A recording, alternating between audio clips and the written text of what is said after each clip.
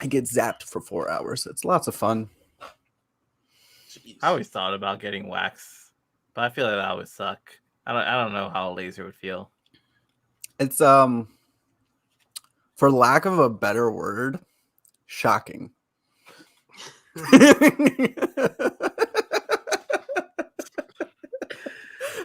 Oh, hello. Hello, everyone. I guess this is Haxley's birthday stream, or is next week Haxley's birthday stream? Who knows? We'll figure this all out. I'm still working on my schedule, what I'm doing. But we missed out last week. We have a lot to go on. There was just like nonstop, especially with like the HBO Max side of things or Disney side of. Do we DC even side of want to things. talk about any of this? Because this is pretty daunting, and I don't know if I care about any of it enough. I mean, we'll go over it. So HBO is developing a comedy series, the franchise about making a superhero film. The series follows a crew trapped inside a dysfunctional, joyous hellscape of superhero movie making. Yeah, I don't know if I care about it after all of their cancellations. Honestly, it kind of just sounds like the Bubble movie on Netflix, where they had to make a movie during the pandemic. Yeah, and also like, so one of the things is Discovery has been canceling all of the movies because of it's a tax write-off, but also they don't have to pay any unions their money, or anybody involved in their unions their money, because the projects are canceled and therefore nobody gets to make money. Yeah. It's really shysty. Yeah, it's definitely not great a look for them. Tax write-offs. They're already taking stuff off the app, and apparently some people are saying they're removing them from stores, so they don't have to worry about paying. What's the word I'm looking for? Oh, they're not just removing them from stores. They're removing them from Twitter, Facebook, Instagram, YouTube, pretty much deleting them from the internet. Yeah. Like there was a Cartoon Network, so they don't have to pay residuals. Yeah, one of the creators of a Cartoon Network show was like, I created this show for me, but also for my kids, and now my youngest won't be able to watch it because it no longer exists anywhere. The downside with streaming is like a lot of these things, they don't get like DVDs like they used to for like every show possible. Yeah, and like you could pirate it, but that is illegal. At your own risk for viruses. Yes. We here cannot condone it, but we have no power to stop it.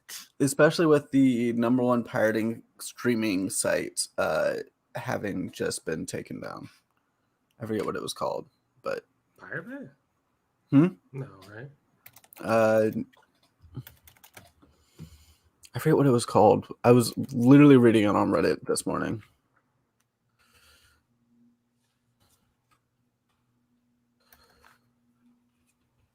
All right, moving on. The Batman 2 has not officially been greenlit, but Matt Reeves is currently working on a script for it. Yeah, I'm here for it. I love that. I do love the fact that like it's not been greenlit. We don't know if it's happening, and this motherfucker's like, I'm writing it anyways. It might as well. It's gonna happen. You don't know when you're gonna do anything. It's gonna happen. It might not. It's gonna happen. The way that Discovery has been canceling all of the hero stuff, it might not. They need to do something. Is my point. You know, they're not just gonna let just shit burn in their flames in their face and not at least try to give somebody a crumb. Yeah, they're gonna let the Flash come out. Why? Like, why is this option you guys are going with?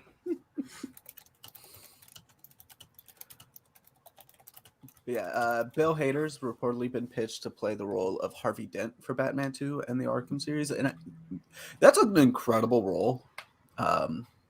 Actually, do you know who Bill Hader is? No, I have no clue who this person is. Should I know who they are? Yeah. He used to be on Saturday Night Live. He was in It Chapter 2. He is the main actor for Barry. I'm pulling up his IMDb right now. So we Barry can go Allen, The through Flash. this. No, Billy Hader. He was in Trainwreck. He was Fear and Inside Out. Inside Out. What's Inside Out again? The Pixar movie about emotions. Oh, I never saw that one. He was Angar the Screamer in MODOK. I saw Angry Birds too. I know who Leonard is. He is Big Bob Belcher in Bob's Burger. Oh. He is JP Spamley and Ralph Breaks the Internet. Who? And Ralph Breaks? Oh, he was Officer Slater. I didn't know that. He's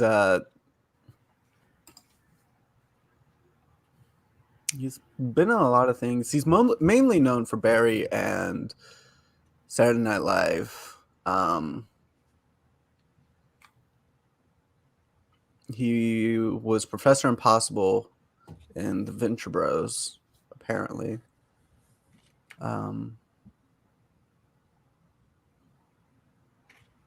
Yeah. Flint Lockwood in Cloudy with a Chance of Meatballs.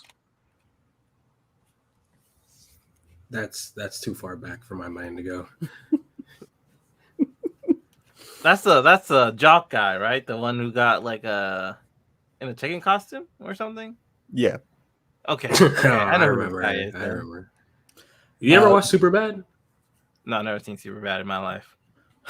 You've seen Tropic Thunder, right? Yeah, I've seen Tropic Thunder. He's one of the studio execs in Tropic Thunder. Okay. The only studio exec I remember is Tom Cruise, though. So I don't. He's like Tom Cruise's right hand man that just is like, yeah, for a lot of it. Yeah, he has like a bunch of bit roles, and then like people realize that he's actually a really good like serious actor too. So he started getting a lot more serious roles. I'm gonna have to take your word for this. Yeah. I have a good feeling for Bill Hader, purely based off of his like. I think It Chapter 2 was disappointing, but I think the actors all did a really good job. I think It Chapter 2 was disappointing because Chapter 2, it was mostly flashbacks or like references to things we've seen. It's the same problem with the book, the second half of the book, but he did a really good job. But yeah, there's a Chapter 2 where the original crew is all adults. Okay. And he's one of the adults. Well, the Penguin series is supposed to start filming in February. I'm excited for that. Yeah. This is why I think we're going to get the Batman too. Because if they want to fix the DC universe, this idea is what they should do. Just have... They should just start with our Pats and go from there. From what? From our Pats, Robert Pattinson. Oh, yeah. And like just have it focus on the Batman universe and then have some connections later, but focus specifically on Batman's universe because it's big enough on its own. Or start every single hero, but do like their universes and then start combining their universes down the road. Yes. Yeah. At this point, a reset might be necessary, which might not be surprising because Titans Doom Patrol are expected to be canceled, but no definitive announcements have been made yet. I don't think we'll be saved. I think they're gonna release Titans. I think Titans might be its last season, but we're gonna get Titans. I think we're gonna get Doom Patrol and Titans because I think both of them are pretty much done or almost done filming, unless they want to do the whole tax write-offs like they've done with some of the other shows. Given what I've seen, they'll cancel Doom Patrol but keep Titans. They really want to hurt you, Jeff. Didn't they say they were gonna keep the Flash for one last season? Yeah, Flash is getting a final short season. Yeah. I think. I don't even think it's like the full season thing they usually get. Yeah, I think half-time for something. I think that's what they'll do with Teen Titans and Doom Patrol and let them try to finish their stories, and that's it. Well, apparently we're still getting a Constantine series. It's gonna begin filming in early 2023. I think that's fine. Keep the same actor. He's great. like they've already stated that they're okay with keeping the same actors. They tried to get Henry Cavill back, but he said no. Same with Batgirl. Yeah, they offered her a role. Yeah. She has declined coming back, which is understandable after everything that just happened. Like, I don't know if I want to work with y'all again after this, honestly. Yeah, and like Jason Momoa and Gal Gadot have said that they would come back and they want them back. So like it makes sense for them to be like, hey, we'll keep the same guy playing Constantine. We'll just make this series now based within this universe. Yeah. But apparently, development has reportedly slowed on the more diverse slate of DC film and TV series with no directors attached to any of these projects. Supergirl, Black Superman, Static Shock, or Green Lantern projects. I didn't even know those were in development. I didn't know Black Superman, Supergirl, or a Green Lantern project was in development. I remember us hearing something about a Static Shock, but we heard about Static Shock the same time we heard about Blue Beetle and Batgirl, but nothing has happened with Static Shock. So both of them have been. I remember filmed. they wrote a Nothing got script. started with Static Shock. I remember they wrote a script, but they couldn't find a director for it. Which seems kind of wild. You would think like somebody would want to get on that. Like maybe a Jordan Peele. Jordan Peele seems like the kind of guy who might want to hop on that. Or I don't think Jordan Peele wants to do comic book movies, unfortunately. You know, that's probably true, but like he likes comic books. Yeah, but I think he wants to do things for his own company, A24, right? Yeah. That's his company? Well, it's not his company, but it's the company he works with. Oh, yeah. I thought he started it or something. No, A24 has been around for like 40 years. Did he start a different one? Was there another one he started? Maybe. Maybe I'm thinking of something else. And I think he's really embraced the horror genre. So no, he started Monkey Paw Productions, but he specifically stated that he doesn't view himself as a horror director. He just views himself as like an art film creator, and that some of it just happens to be in horror, which I actually kind of agree with. I agree with, because it's not like horror just to be scary. It's like storytelling. It just happens to be kind of bad things happen in that story. Like I've heard a lot of bad things about Nope because people keep expecting it to be a horror, but from my understanding, it's more of a like suspense thriller. I mean, that's what I would expect from the trailer, right? But like that shows that he's not a horror director. Like if he was strictly a horror director, he'd be only doing horror. Yeah. Well, with apparently those films not showing any progress, there are supposedly other films that do seem pretty diverse that are getting projects. Like we're still getting Black Canary with Misha Green is still in development. Idris Elba has confirmed he is returning for the role of Bloodsport for an upcoming DC project. Yeah, I for some strange reason foresee them doing a like either keeping Suicide Squad its own thing or bringing James Gunn's Suicide Squad into the new universe somehow. I mean, we knew from an earlier interview, James Gunn did say his contract was for Suicide Squad plus 2 spin-offs, and we knew one of them was Peacemaker. We didn't know what the other one was. I remember us having discussion about it being Weasel and how funny it would be if it was Weasel, or if it was like King Shark and Ratcatcher living together in the city. Yeah. Did you hear that? So do y'all know who Red Panda is? No. On TikTok? Oh, yes. The TikToker Red Panda. Yeah. So there's a bit of a movement to get him cast as Lord Deathman in a Suicide Squad movie. Okay.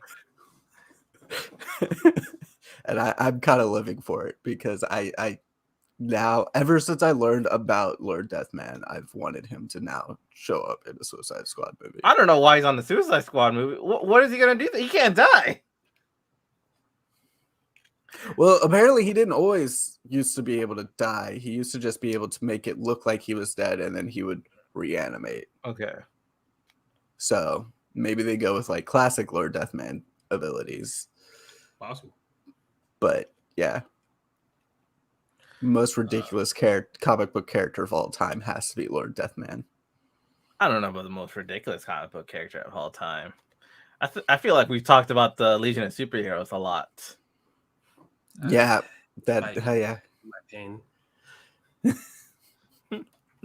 For a reason, they keep getting projects. I don't get it. Legion of Superheroes or Lord Deathman. I don't even know anymore.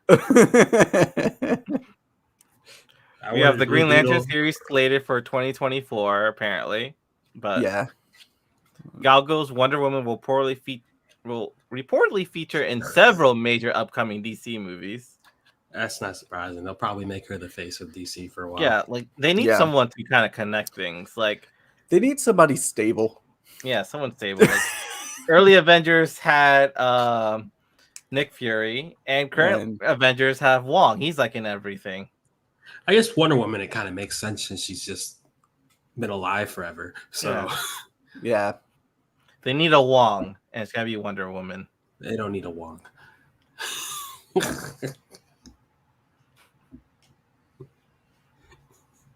yeah. If I see Wonder Woman start acting like Wong, I'm walking out of the fucking theater every time.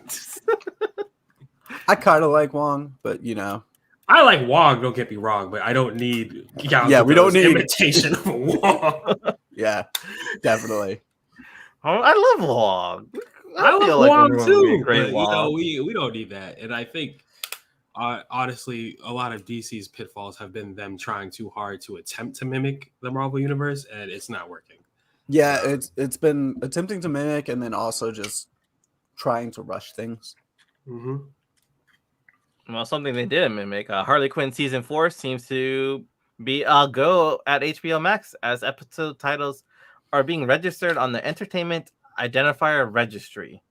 Listen, if That's- they didn't like keep up Harley Quinn, that'd be a mistake. It's not surprising. Harley Quinn is like probably one of the biggest names in DC now. So And it's probably like one of the bigger incentives for people to have HBO Max right now. Yeah. yeah.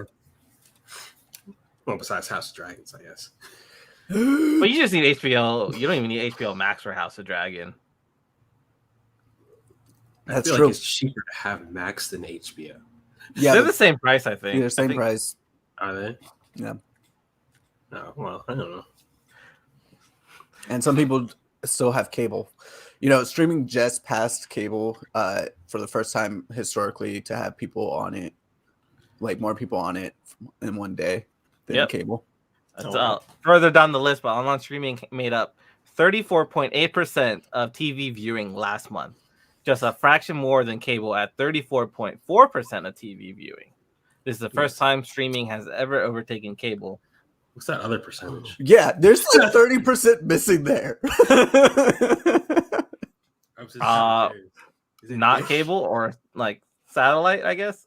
All right, but if satellite doesn't overtake, but still has like the majority, like you know what I mean? No, because it's 34% cable, 4% streaming. That's still only like, I guess, still like almost 40. No, that's 30. like 30% left. Yeah, that could go to other things because like there's people who don't have cable but still use TV because there's still like the public access shows and everything like PBS. I thought Dish they is stopped a sending profit. things over antenna like 10 years ago.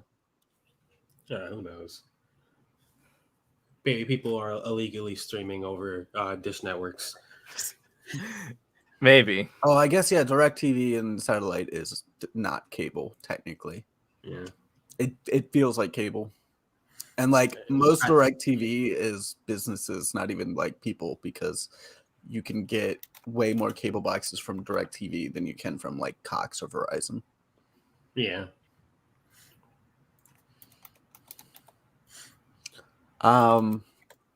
Where were we at? My Adventure with Superman is still slated to premiere on Cartoon Network in 2023, despite Warner Bros. Discovery recent cuts to kids and animated programming. Oh, Listen, they still gotta get something for Cartoon Network. It can't just become a whole channel of just Teen Titans Go like it is now, pretty much. I mean, they can always I just. mean, they could bring back Toonami. I thought they did. I'm pretty sure Toonami is still there for nighttime things. Like I think they start like around midnight. Yeah, it used. You remember how when we were kids, it started at like 5 or 6 p.m. Oh yeah, because that was considered late back then. Yeah. But it was like it wasn't even like that bad of things. It was just like Naruto but censored and Dragon Ball but censored. Hamtaro. I loved Hamtaro during the Oh Tsunami yeah, Squad. Hamtaro. Yeah. And Shaman King and like I want to say no, not was Beyblade a part of Toonami or was that a Zoids Saturday? was.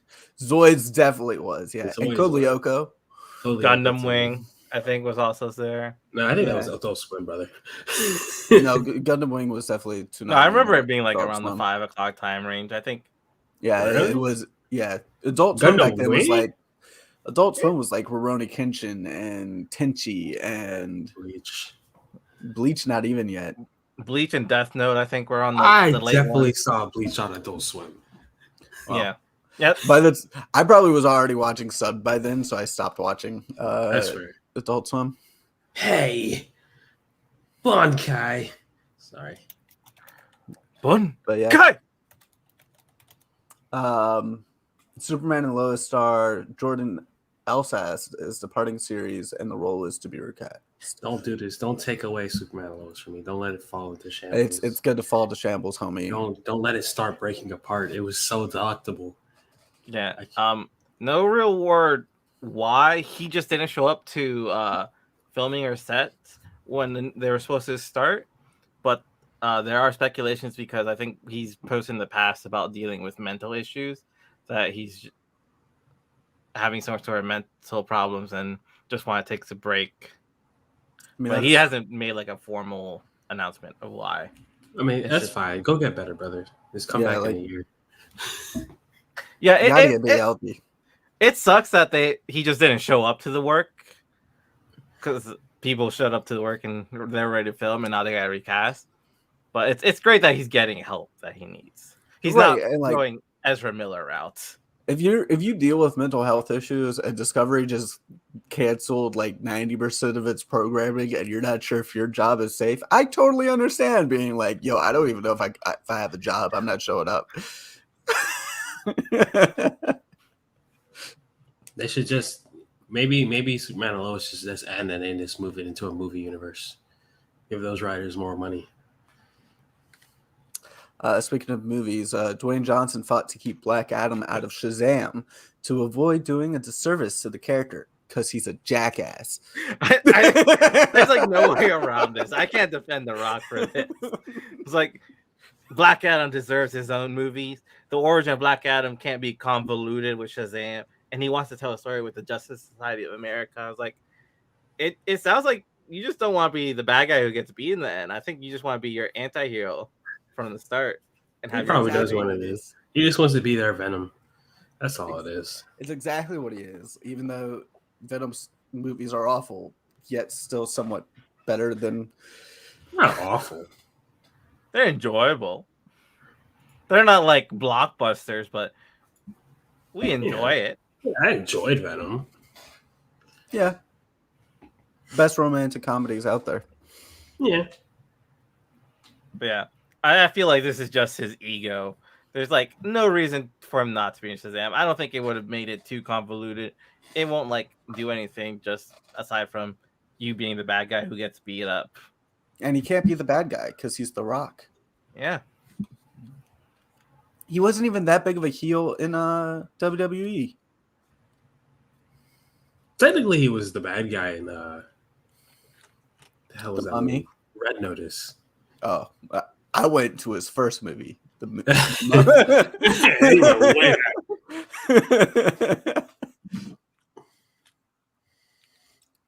Apparently, there are no plans for Young Justice season 5.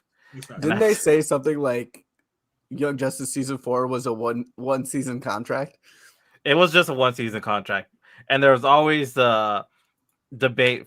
There's always that like people pushing for renew Young Justice season 5. People were like fighting for it on Twitter and everything, getting it trending and everything. It's not a surprise. So we all knew they had one season. The creator knew it had one more season. It's just they wanted to kind of push and chant for another season for a renewal. Which I get. Like, it's Young Justice. it's been kind of dealt dirty its whole time. Yeah. No, it has been. We've all enjoyed it. It would have been nice to get another season, especially after the ending we just got. But in the end, we can only really fault the creators because like they knew the contract was for that one season. Maybe if it did good, they'll get another one, but that was never fully in the cards.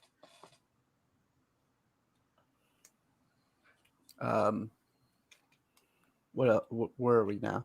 Warner Bros. Discovery has offered Leslie Grace an opportunity. We already talked about We that. talked about that. Warner Bros. Is reportedly leaning toward bringing. We talked about that. He doesn't want to come back. Reacher's Titan Thad Castle star Dan Ritson. Not only is he Thad Castle, but he is also the is it the no, not the quarterback, like the linebacker of Blue Mountain State. Yeah. Is that not Thad Castle? That is Thad Castle, but you know. Also Hawk And Hawk, yeah. Well, yeah, And we Hawk. said Titans. and the Reach. Yeah. Oh, Reach. Oh, so. Oh, yeah. Yeah. Okay. I see, yeah. He could be the next Superman. I'm And- all for it. Yeah, sure. Yeah. If dye his hair black, we can make him Superman. You don't need Yeah. to dye his hair. Just let him be Superman. Just Just let- blonde Superman. I'll take whatever you guys give me of him. I don't care. Yeah, I like I like Dan Richardson. He's I liked always him as been Thad good. Castle. I thought he actually did a really good Hawk. I haven't seen him in like anything else. Yeah. I don't think I've ever seen a role that he's done bad, so I'm okay with it. Oh, he was Raphael in the Teenage Mutant Ninja Turtle Michael Bay movie, wasn't he? Oh, that's unfortunate because it was the Michael Bay Teenage Mutant Ninja Turtles, so it just sucked because it was Michael Bay. I remember he talked about saying he hated that because they wouldn't let him do press because they didn't want the audience to know who the turtles were, that they weren't turtles or something. Huh? All right. Michael Like Bay him is and on the- something else.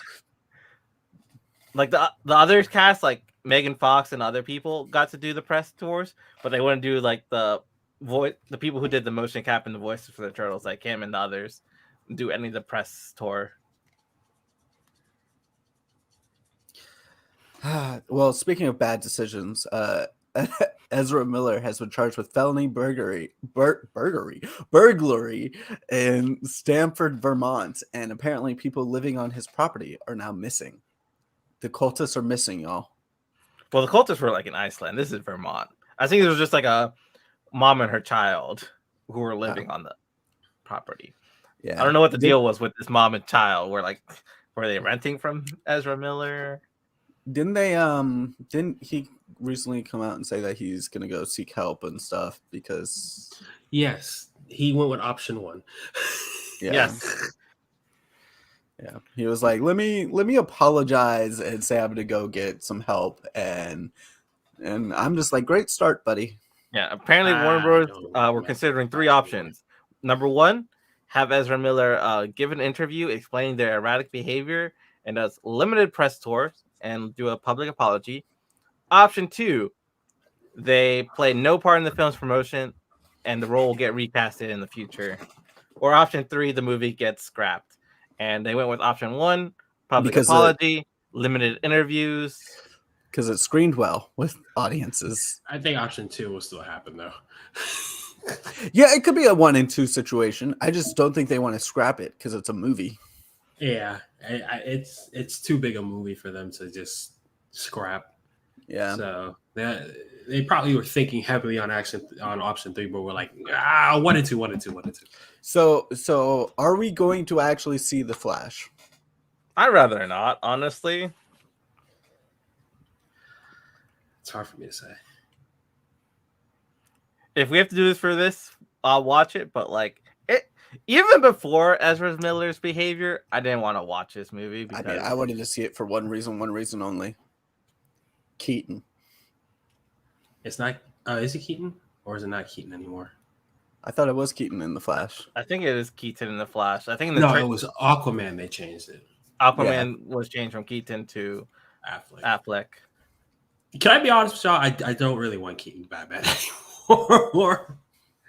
This is getting too confusing. It's just getting canceled nonstop. Well, he was supposed to be like not even Bruce, but Thomas. That I'm fine with. So Like, because they're doing Flashpoint. They're resetting the whole DC universe with Ezra Miller, y'all. Yeah, and this But is now- the movie that, and this is Now the that movie you with Supergirl. I forget who's playing it, but the Latina actress, and she was gonna be Supergirl, and I think there was a potential for a spin-off, and I think that's why they said the Supergirl project is not being pushed. Because I don't know what's happening with this movie, first of all, if it's even gonna be successful. Now that y'all mentioned it, now you got me thinking that they really were gonna have Flashpoint happen, and then Thomas Wayne turn into Bruce Wayne. Yeah. So it's Ezra Miller, Ben Affleck, Sasha Calle was supposed to be Supergirl, Keaton, Michael Shannon was going to come back, Tamara Morrison was going to be in it, which is pretty cool. That's Boba and Django, if you didn't know. And yeah, out of the big names, I mean, there's Ron Livingston as Henry Allen, and Kiersey Clemens as Iris West. That's really it. From what I've read, because I did take a peek at the plot when I thought the movie was going to get canceled, and it reads really well. Yeah, I mean, I'm sure because I think it sounded like a good movie. I don't really care for Ezra Miller as an actor, and I never liked their portrayal of Barry Allen. I didn't see them as a Barry Allen. I agree. That's super fair. But yeah, it was supposed to be the guy behind Mama and Lock and Key and It directing it. That's good. That's solid movies. That's really good. That's so much promise. Unfortunate that I think okay. So officially, Also, the Flash reboots just finally elevate Grant Gustin to the status that he deserves. Well, he's supposedly he was rumored to be in the Flash movie too. That makes it perfect. We get to see Ezra slowly transform into Grant. I'm okay. I mean, Ezra's already showed up in the Flash TV show, so they met before. Also, the director for Flash, this guy, is the announced director for the Attack on Titan project. I'm okay with that. That pleases me greatly. If he can bring some of that horror from it into it, hell yeah.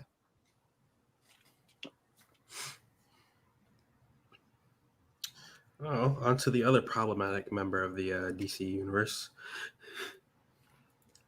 Well, at least with this one, I don't even think that they are in the DC universe anymore. Because, like, during the court trial, they mentioned they've only filmed like one scene in a hospital. Yeah, she was cut. And then they could easily cut that one scene in the hospital. Yeah, cut it all out. Amber Heard and Elon Musk have officially threatened to sue Jessica Reed. You got to be on like a special piece of shit level to like be in the same sentence as Amber Heard and Elon Musk, in my opinion. Yeah. Like, Elon's a terrible human. Amber seems like a terrible human. Yeah, neither of them seem great. Can Jessica Reed Cross survive being sued by Elon Musk, who with all his money? No one can. She can probably survive Amber Heard, but I don't know about Elon Musk, about how much we hate him. Well, it depends, you know. You got to think about it like this. Amber definitely is the one who is in control of that relationship. And if they sue, she's definitely not going to be in any more movies. So I imagine anyone can control Elon Musk. I think so. I think too eccentric. I think just no. Elon will do anything to keep his peace in his house. I promise you. Yeah, literally the first thing that pops up when you look up Elon Musk and Amber Heard is an article that is Amber Heard feels she owns Elon Musk. Okay. Like, we've seen the type of person Amber Heard is. There's no way that Elon has any decision-making powers in their relationship. I don't know.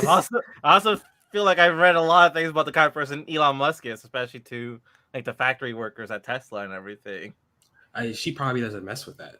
Or she Yeah. might even say things about it. So, you know, maybe he was already heinous, but she made him especially heinous. Yeah. What a fucking terrible couple. Right? It's like a modern supervillain family. God, I've heard of the Fantastic Four, but the villainous double.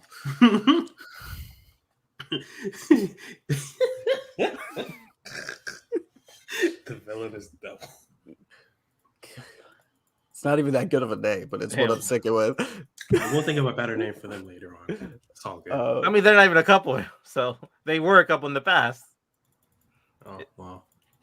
I Not don't think he's anymore. dating anyone. I know he's having a baby with the CEO of Twitter, of Tesla, or so, just someone on the board. There's so many problems with that I kn- sentence. He was dating Grimes, and I think the Yeah. last we heard of them, they got divorced. But it was recently found out that he's having a child with someone on the board or someone high up in Tesla. It's like a TV show. Watching his life. Oh, nobody should have that much money. Well, Musk thinks like he's saving the human race by having more babies because there's not enough babies. So, Well, he also thinks that he's saving the race because he thinks he's a genius and yeah, he's gonna have genius children. But he's not a genius. He pays geniuses for their information. yeah, like he didn't develop Tesla. He was just someone with daddy's money who invested in the guy who did all the work for Tesla. Yeah.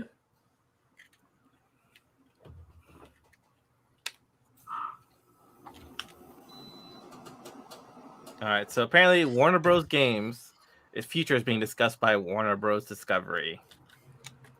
Well, Y'all- it's probably a good future considering they currently have the #1 grossing game of all time. I don't know. But maybe they It's just want to free sell it to off play. for a lot of money. But it also is the #1 grossing game. I heard they actually raked in a lot of money just off of Yeah, Yeah, they're Despite despite making being so free to much play, money apparently right it's now. the highest grossing game of July. So a lot of people were probably spending money on the cosmetics, the battle pass, more than they were any other game that came out that cost money. Yeah, and that's what happens when you make a genuinely good game. And you make it accessible to the people. yeah. I just don't. Well, isn't there also some like pay to win aspects to it as well? I don't think so. No, Like, I don't they think have there's any paid. They don't have any characters locked behind paywalls. No. So they have a rotation of 4 characters that are free to play. Other than that, you have to use the in-game currency, which you get from playing the game. Like Yeah, you get a certain Or you amount of can buy coins, it. or you can buy the Yeah, in-game currency. But like every match, you get some coins. You can buy characters to unlock them. But every week, the 4 free character switches, like in Brawlhalla, so you can test out new people and everything every time. okay, so it's like a MOBA. I haven't played it because like I had no will. It's fun. It's a fighting game. I loved fighting games when I was a kid, and I thought I was good at them. And then I went to a con and saw how good people actually were, and went, "Yeah, no, that's not my Yeah, game." no. I just like to play a casual setting with my friends. I prefer casual setting with my friends, but it depends on my friends because even with Smash Bros, Mike and Christian go a lot harder. Yeah. than Yeah, I I know. I tried. Yeah. I'll play them in Tekken, but not But Super Smash. I've beaten Mike on a few occasions. We used to beat Christian when we would gang up on him. I can win when we play by my rules, where I want pure chaos. Like, let's have all 4 of us on the screen, all items on high, just pure chaos. I've run the ones. But they like having one-on-ones, no items, except for like maybe the Smash Ball. I think. Haxley used to just do this thing where he would beat DK and grab you and jump off the edge. I did that all the time on the GameCube one. Just DK suicide jump. One of my go-to moves is using Chroms, just like just spamming his sword throw up slam. I played a lot of Ike doing the forward B charge, Yeah. just knocking people. We do like Ike. Yeah. DC TV's Arrowverse boss Greg Berlanti is reportedly being eyed by Warner Bros. Discovery to act as DCEU's Kevin Feige in a presidential role. So here's my thing. I thought about it, and I think that's actually a good move. Is it? Because in terms of quality and writers, yes, that was kind of iffy. But the one thing I can't say is that Arrowverse, they are willing to make a risk to bring out like the certain things that we like. Yeah. It didn't come out well because some of the writers were bad and they just didn't have the money to have like actually like good looking shit. Or the CW. But he also decided to do Gotham Knights. And it was a risk. Riverdale. Riverdale had enjoyable. Okay, but he is on some good stuff. Like he was Superman and Lois, obviously, but the flight attendant. I mean, he did Doom Patrol. He did You, Free Guy. Yeah, That first it season just of Black depends on Lightning how much was power he incredible. has and how much could be faulted for having a low budget on the CW that you can't really afford great writers, great But costume people. also, he's only been a producer really in those roles, and like, how much is he steering the overall Yeah, story? I don't know how much involved he is really.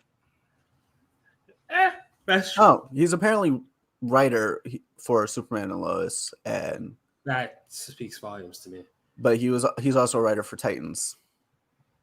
Well, God, that's like two opposite ends of the spectrum. That's crazy. Right. Damn, well. You know what? I'm okay with taking the hit or miss risk.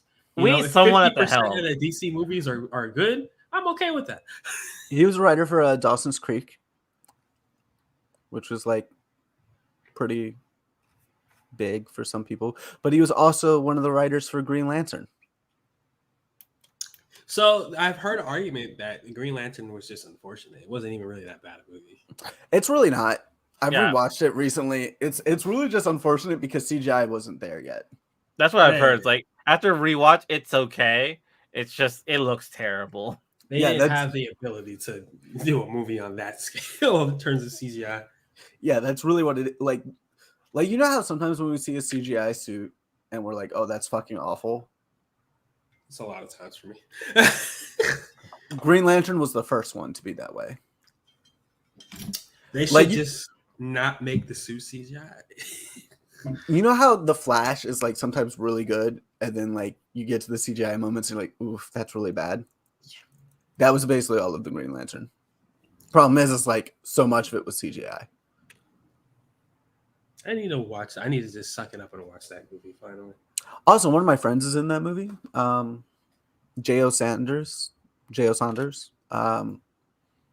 He plays an actual big character in that. J.O. Sanders plays. This is like a work friend, not like a big friend. But God, how long ago was fucking Green Lantern? He plays Carl Ferris, who is, if I remember correctly, like the general. Probably the general, because Ferris Airways is the place that the ship. How do I get in the Green Lantern movie? I don't even mind being Soldier Number 3 who got shot. I mean, when Wonder Woman 1984 was filming, they were looking for background actors in Old Town. Yeah, that's true. Yeah, they just had flyers out. Well, I guess next Wonder Woman movie. Because they filmed at Landmark. Yeah, they filmed in Old Town, Landmark. Well, next Wonder Woman movie, I'll be in there. If they're in DC still, I don't know where the next Wonder Woman. Oh, where's she gonna be at?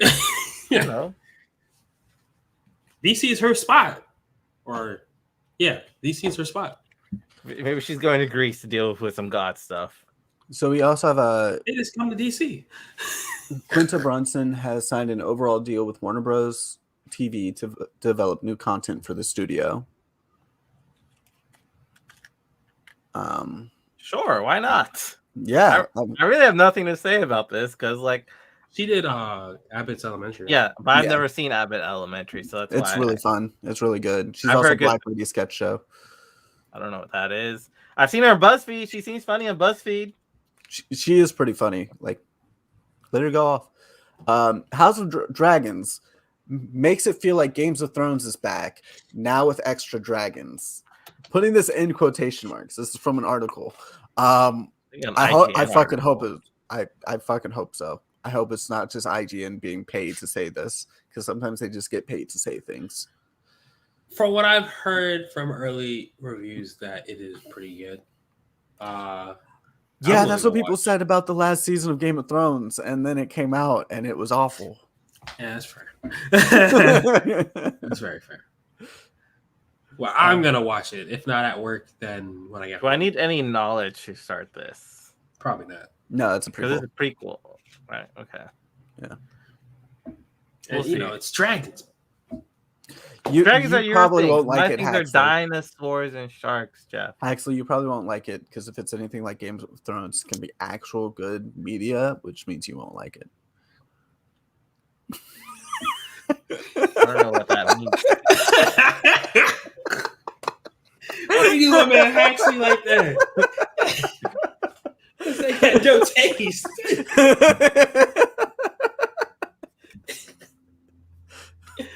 All right, so the CW has been sold by Warner Bros. Discovery and Paramount, with the majority of the stakes belonging to another media company now. Damn, I thought we were a lot further down than we actually are. No, we're still on Yeah, the yeah, we're DC still section. on DC. I'm just gonna delete this one really quickly. Yeah, that one's kind of lost its need. Disney Plus is raising streaming prices December 8th. There will be an ad plan for $8 and a no ad plan for $11. You know, Not bad. I want to be mad at this because I am slightly mad because they're raising prices, but in comparison to other streaming, it's not bad. Compared to others, it's not that bad, but like, I don't use Disney Plus like that. I use it pretty much for this Marvel show every week. Once a week, I open Disney Plus. You know what? It's still more often than I open Paramount. I didn't even know you had Paramount. It's still more often than I open Amazon Prime. Granted, I only have Prime because of free shipping. Yeah, I was like, I use it for free shipping. Honestly, Prime. Yeah, I use Prime quite often. But it has other applicable uses. It's okay. And now they're teaming up with Grubhub, so you get Grubhub Plus with your Amazon Prime. What? Can we talk about this? Companies need to stop putting plus on everything just because it's online. Like it's starting to irritate me. You know what the worst is? NFL Plus. So I went and got NFL Plus because it's the NFL season, and their thing was like, you can watch live preseason games, even local ones. I haven't been able to watch a goddamn live local preseason game this entire fucking time. I'm so fucking mad. I've already paid the 1 month for it, so I'm gonna see if I get regular games, and if I don't, I'm gonna fucking go off. I'm gonna be honest. For the Disney plan, I think I'm just have to go back to the Stone Age, to the 2010s, and just watch it with ads because I'm not gonna pay more money for an app I open once a week. You know open it more for like cartoon movies, like for the daycare kids. That's for them. The kids can live with commercials. I don't have to watch it with them. he said F them kids. Huxley, if your mom pays for it, it's a write-off. That's true. I'm not the one paying for Disney Plus. My mom pays for Disney Plus. It's a write-off. I guess it'll be up to her if she wants to know ads or ads. She's not gonna give a fuck. It's like a $2 difference, really. It's $3 difference. Yeah, it's just a $3 difference. Yeah.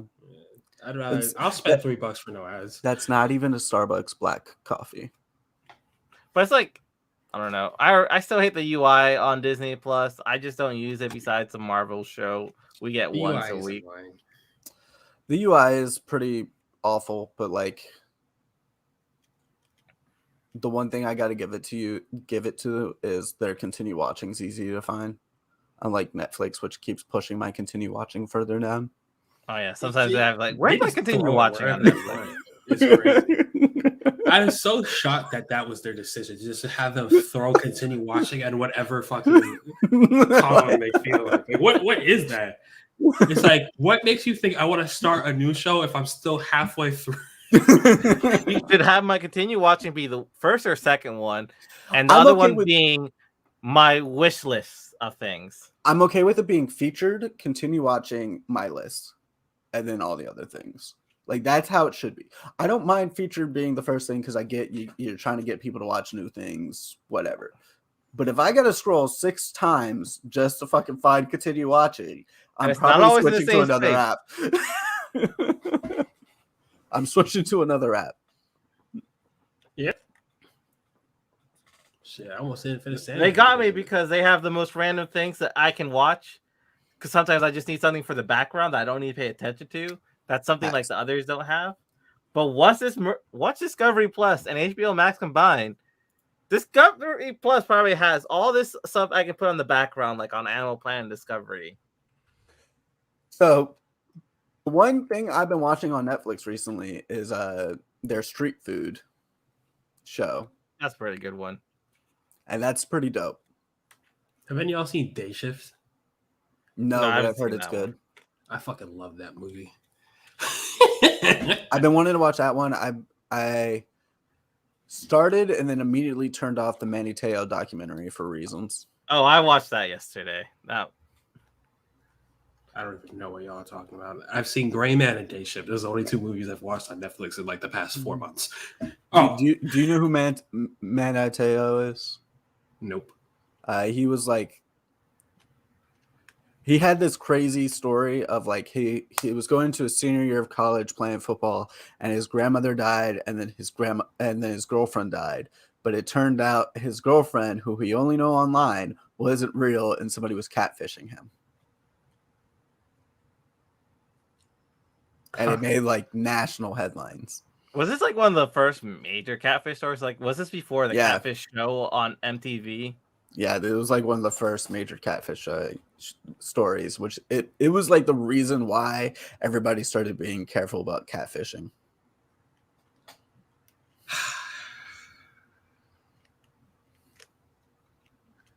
The struggles of being on the internet. Yep. Speaking of struggles, Jerry Bruckheimer says they are working on a really good script for National Treasure 3 and will be sending it to Nicolas Cage shortly. I don't know if National Treasure ever has a really good script. It's just fun. I don't I'll think I've watch seen it. any of Hey. them. I'll watch it. Yeah, Oh. I'll watch it. Wait, you haven't seen any of them? No, There's no way I you don't- did not. I haven't National seen. Treasure.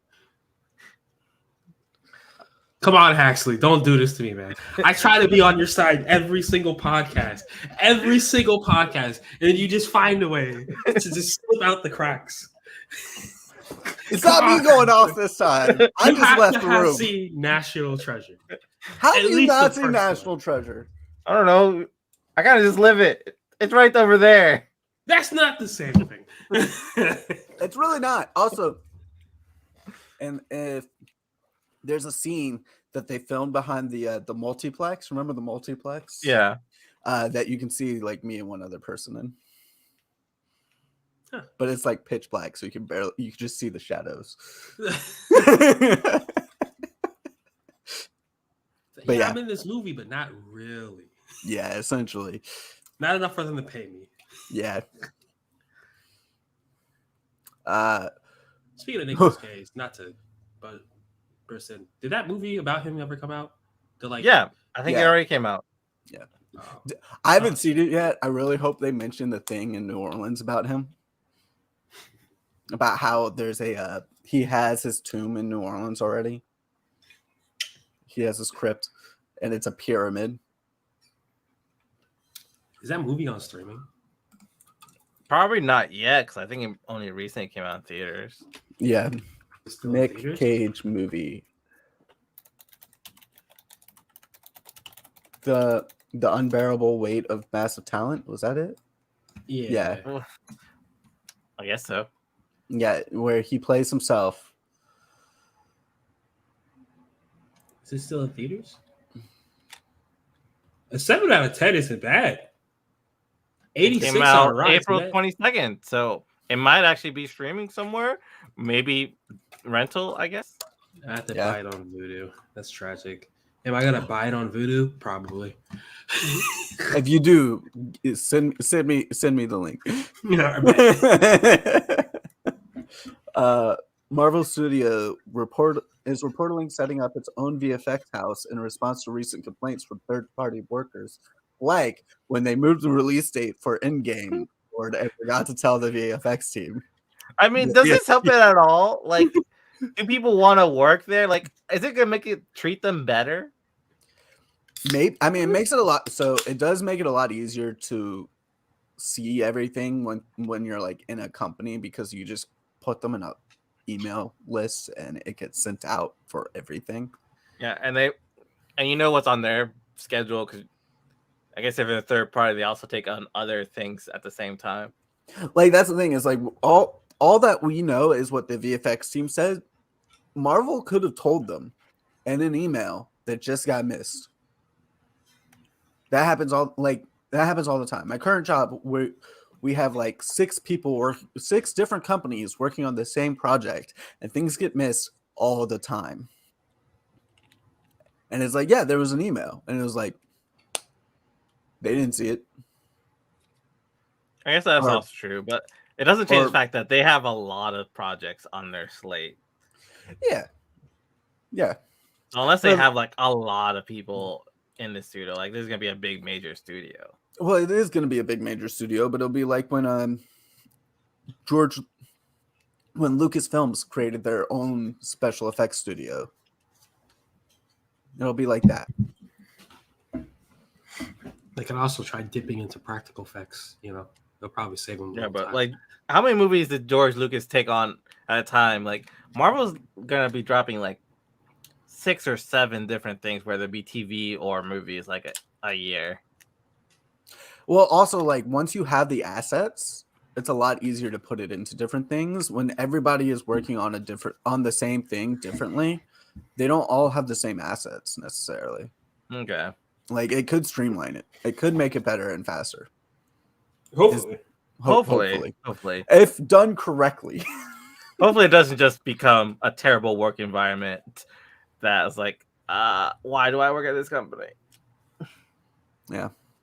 We got the first look at Dominique Thorne as Riri Williams in Ironheart suit, right? We didn't actually get an Ironheart anything else because Black Panther hasn't come out. Yeah. I think maybe the prototype. I don't know if it's gonna be like her finished thing. Maybe it's like the first one she builds. Because it seems very clunky. It kind of reminds me of Battlestar Galactica. I don't know why it reminds me of that because I've never seen Battlestar Galactica. It's also very reminiscent of the first Iron Man suit. Yeah. It's interesting. I thought her first suit was going to be in Black Panther, but no, it is. But hey, I'm with it. It doesn't look bad. It's just a clunky suit. It's whatever. It's definitely not the final suit. Yeah, definitely not the final suit, but it's the first suit. So, which like I'm okay with her having a clunky first suit. I think it would be worse if she had a polished first suit. Yeah. We also have Zoe Tarakis, who was cast in Disney Ironheart, which is very exciting. I'm very excited for them. We don't know what they are. They're just like in this project. Yeah, they're just in the project. That's all we know. All right, so I'm uncaring because I don't know what they're playing. They could just be person number 2. Well, no, that they wouldn't announce it unless it was going to be a bigger role. But it's exciting because we haven't had an actual non-binary character played on anything Disney yet, I don't think. Yeah. I will care if it's like an actual like more major role. If it's just like the best Maybe if it's just someone who shows up like 1 or 2 episodes, I probably won't care. Like that girl that Miss Marvel saved, the white girl, Zoe. What was her name? I think it was Zoe. It was Zoe something. Like if it's a role like that, I would be uncaring. If it's a role like Bernard, what is his name? Was it Bernard? It's not Bernard, is it? Brian? Brian, no. I think It's Brian not was a Bruno? Are you thinking Bruno. Bruno? Bruno. If it's a role like Bruno who we see throughout the whole season, then We don't good talk for about- Zoe. I was like, who the fuck is Bernard? Like it's not We- right. I know We don't Brian's the talk name about that the Brian. guy kept calling him that wasn't right.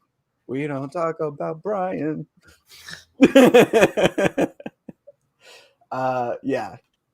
If it's like a Zoe role, I won't care. If it's more like Bruno, then who's like in like every episode, then good. Yeah, we don't know yet, but I'm excited either way. Henry Cavill has been rumored to be playing, he wants to be put in the MCU. And as far as we can tell, the idea is Hyperion in Loki season 2. But we don't know yet That's so funny. what that he's switching from DC to Marvel. Well, beyond that he's going from Superman to Hyperion. Yeah. That's funny as fuck. It's just like the same character, but Douchier, I guess. Yeah, Yeah. it's pretty much just the douchier version. he's vulnerable to vibranium. That's it. Also does not have a magic weakness. But vibranium is everywhere. It is about everywhere. I mean, everyone gets their hands on kryptonite too. That's true. All right, Moon Knight season 2, The Midnight Mission has been revealed and will have 12 episodes. The season will begin filming later this year in Budapest. I think it's already filming or like something they're scouting or something because there's been leaked like videos and pictures of Oscar Isaac in Egypt recently with like the cast. So Maybe, I don't know. but I'm excited as long as they do well. I don't care because I didn't even finish the first season because I really hated it. Same. I didn't hate it, but I got bored of it. I mean, the ending was really good and can build some momentum off of. I think Oscar Isaac also, like, while I had problems with the series, I think Oscar Isaac just did a really good job. Oh, he's a good actor. I'll give him that. He seemed like a good actor, but I just didn't care for like what was going on. New evidence is suggesting that Disney will regain the theatrical distribution rights to Hulk in June 2023, which makes sense because that's like shortly after is when we expect Planet Hulk, right?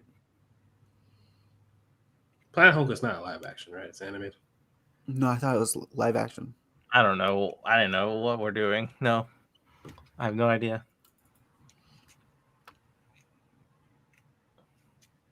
We have Planet Hulk coming so soon in live action.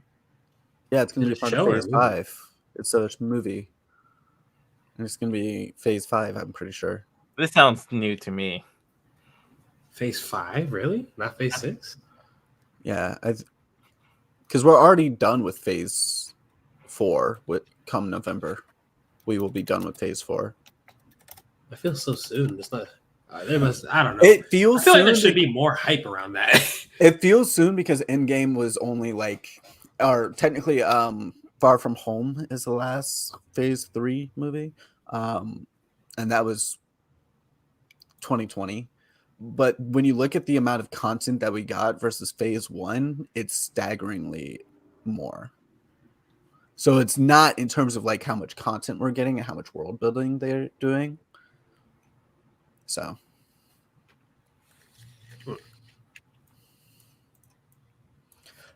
Speaking of Disney things, though, the new Bleach movie got Bleach, the acquired. 1,000-year Blood War arc is gonna be Movie it's a streamed show. over on Or show, Disney yeah. Plus. Yeah. Yeah.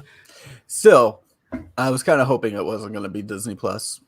I was hoping as well. Same. So another thing that's been brought up or caught my attention is like we're wondering how will it be streamed on Disney Plus. Are they gonna go like the Netflix JoJo's Bizarre Adventures where they just wait till it's all aired in Japan and then post it there? Is it gonna be simulcast like it is on Crunchyroll? Are they gonna do weekly but only on Wednesday? So like if it comes out Monday, people in the US have to wait like 2 more days. It'll be one of the last two. I'm almost positive. I don't know. I could easily see them just waiting for dropping the batch at once. Disney Plus hasn't done that with anything outside of shorts. They like to do weekly releases, especially because it helps bring in viewership. I could see them doing that, and especially when it's a time where they don't have anything on Disney Plus for viewership.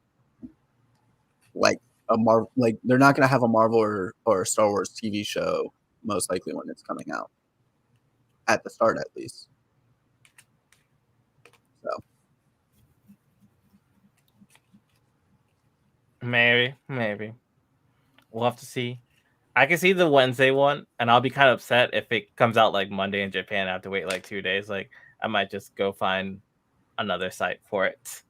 I want to watch it when it comes out. I like the simulcast. That's the other thing is I think if Disney does it any other way than option 2, they'll realize how much of a mistake it is and change that for any anime they might get, or they might not do anime ever again. Yeah. Because everybody will just go find it elsewhere. Speaking of which, I need to read the new chapter of My Hero Academia. All right. Do y'all read that? Yeah, I read it this morning. I'm very behind. Oh, Jeff, I'm sorry. Yeah. I'm sorry for everything you will eventually go through. Yeah. All right, so Spider-Man No Way Home, the more fun stuff version, will feature 11 minutes of new footage when it comes out next month. If it's only 11 minutes, I'm not going to fucking see it. I knew that's what it was going to be like, too. I knew it. There's just milking. They didn't have anything.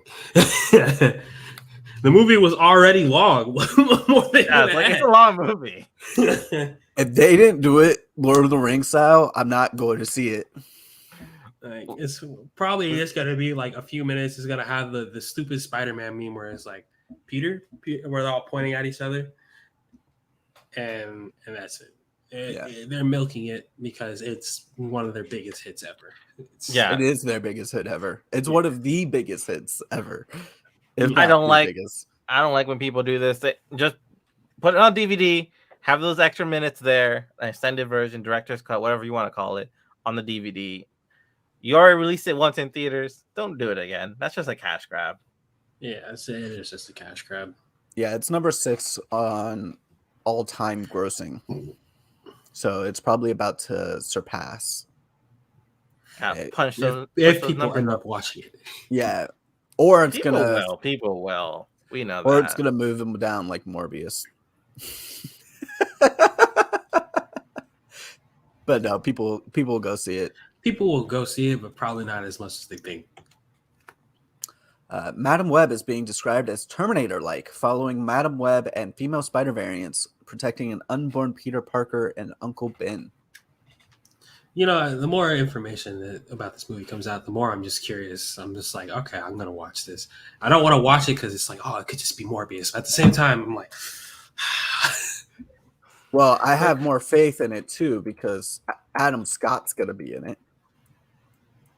It's fair. And isn't he...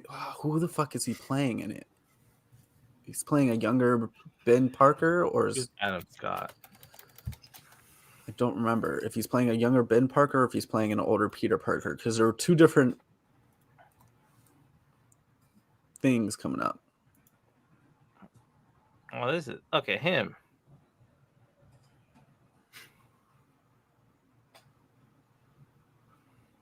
Yeah, it's either that he's going to be playing an older retired Peter Parker who is brought back into the fold for Madam Web, or he's going to be playing a young Ben Parker. It hasn't been confirmed either way yet.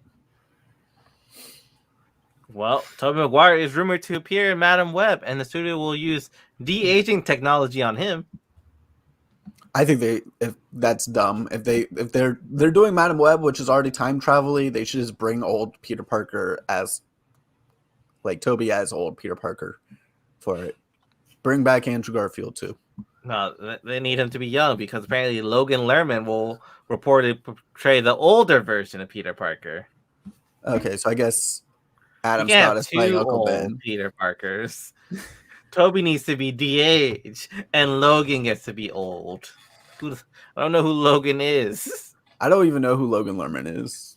Yeah, that's a good question. I don't know why you wouldn't have just Toby as the older. He looks like a He looks like a regular Peter Parker. He looks like he's Percy fucking Jackson. Oh, I feel like he's younger than Toby. He is. Is he not Percy Jackson? Am I making that? No, No, he is he's Percy. Jackson.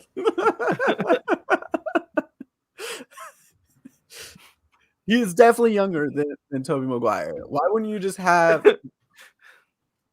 Why wouldn't? yeah. Tobey Maguire has like 17 years on this guy. Right. This dude is 1 year older than me, Like, and they're gonna have him be old Peter Parker.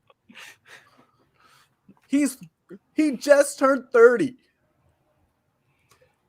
Although at the wedding yesterday, I did hear some like 21-year-old go, "Oh, you were born in 1999? Gosh, you're so old." And my soul crumbled. a 21-year-old? Or not a 21. So, I don't know how old she was. She was like just barely an adult. That shit hurt me. Don't worry, we're not old until we're like 50. 50. I don't know. My parents are like 50 and they're definitely still young. In some ways, they're definitely younger than me because I go out like all the time. 60s? I say 25. Dog, don't do that. I mean, don't just age me up like that. I mean, 25 is the point where your body starts dying at a faster rate than your cells are being reproduced. Thank you, Huxley. Thank you. It's also the time as a man that your body is fully done developing. Thank you. I will never grow, and I'm dying faster. Thank you, guys. I appreciate it. I already eat and drink like crap. Oh God. It's okay. I do too. I gotta go to the gym.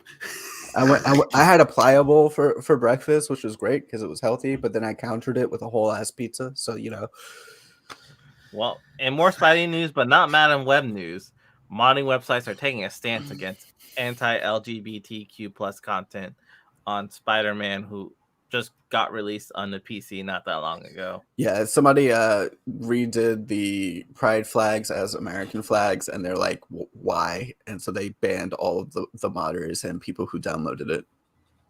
Huh. People are also no one's taking any stance against this because this is just funny. But you can also play as Uncle Ben's gravestone. Yeah, you can also play as Saul Goodman, but like a really weird, distorted version. I did not see a Saul Goodman one, but it's believe pretty you. disturbing to look at. It's not like Saul Goodman, but it's like a suit that it looks like a pasted picture of Saul Goodman on it. Yeah, you can play as Black Cat. You can wear the symbiote suit. What are the best suit mods on here yet? There's a long range scanner so far, combat analyzer. Oh no, these are actual the suit mods in the game. You can be Miles Morales, Stan Lee. Oh, Stan Lee, I've seen Stan Lee, yeah. Somebody did Kingpin, Norman Osborn, Mary Jane, Vulture, Robin from Batman, if you wanted. So Rhino. Batman mod. Yeah. I almost want to guarantee you that somebody from the like Batman Arkham game Reddit made that mod because there's such like missing of the Arkham games. They need a new game. I understand. Well, moving on. Kung Fu Panda 4 was announced for 2024. I didn't even know Kung Fu Panda When did the third one even come out? Like, Yeah, that's what I was confused about. I didn't know that there was a I knew there was a second one. I didn't know there was a third one. But apparently there's a whole Kung Fu verse, and they've got TV shows and stuff too. Kung Fu Panda 3 came out in 2016. In one of my more highlight years. 2016. I barely remember that year. Who do they fight? Maybe that's what I gotta figure out. So the first one they fought the snow leopard, right? I've only seen the first one, and yes, they did fight the snow leopard. Snow The leopard. second Yeah, one was the second one. I don't know. Yeah, you've reached a point beyond. Yeah, The second one the rhino, or the third one the rhino? I don't know. know. Actually, I have not seen any of them besides the first one. Let me look at pictures. It looks like I see a dragon in the picture. Is there a dragon in the second one? Oh, whoops! I'm watching a clip on accident. Didn't mean to do that. Yeah, there's 3 different Kung Fu Panda TV shows and 3 movies already. So there's apparently a whole Kung Fu Panda verse There's that's a TV happened. show. There's 3 of them. Jack Black is still doing stuff. Yep. Oh, Kung Fu Panda 3 is where he found the city of the pandas. Okay, I remember that one. Because before he was the only panda, and that's when he found out his dad's not his real dad, that he's adopted. Yeah, I remember him finding out he was adopted in the first movie. Oh, did he? Okay. Yeah. I thought this was it, and then he found his parents. Oh, it's some wolf thing that he fights in the second movie, I assume. Looks like a wolf guy with. Oh, and then there's also a short movie that is Kung Fu Panda Secrets of the Furious 5. So there's a lot. You know what? I'm just gonna look up Jack Black IMDb because I believe he does all of them. We're just gonna see how many Kung Fu Pandas there are. Kung Fu Learn Panda about Kung Fu 2 Panda. villain is it's this wolf guy. 1, 2, Oh no, it's a peacock is the villain. 3, 4, 5. I don't remember the 6, peacock. 7, I remember the yak in 3. 8, So maybe I didn't see 9. 2. 10. There's 10 Kung Fu Panda projects in total, including the ones that are coming. The peacock is, or Let's- people are arguing, is their best villain in Kung Fu Panda. Let's move on. Eric Kripple confirms The Boys season 4 is officially entering production. Big surprise. As Who's expected. yeah. As it should be. Viola Davis has been cast as a villain in the Hunger Games prequel, The Ballad of Songbirds and Snakes.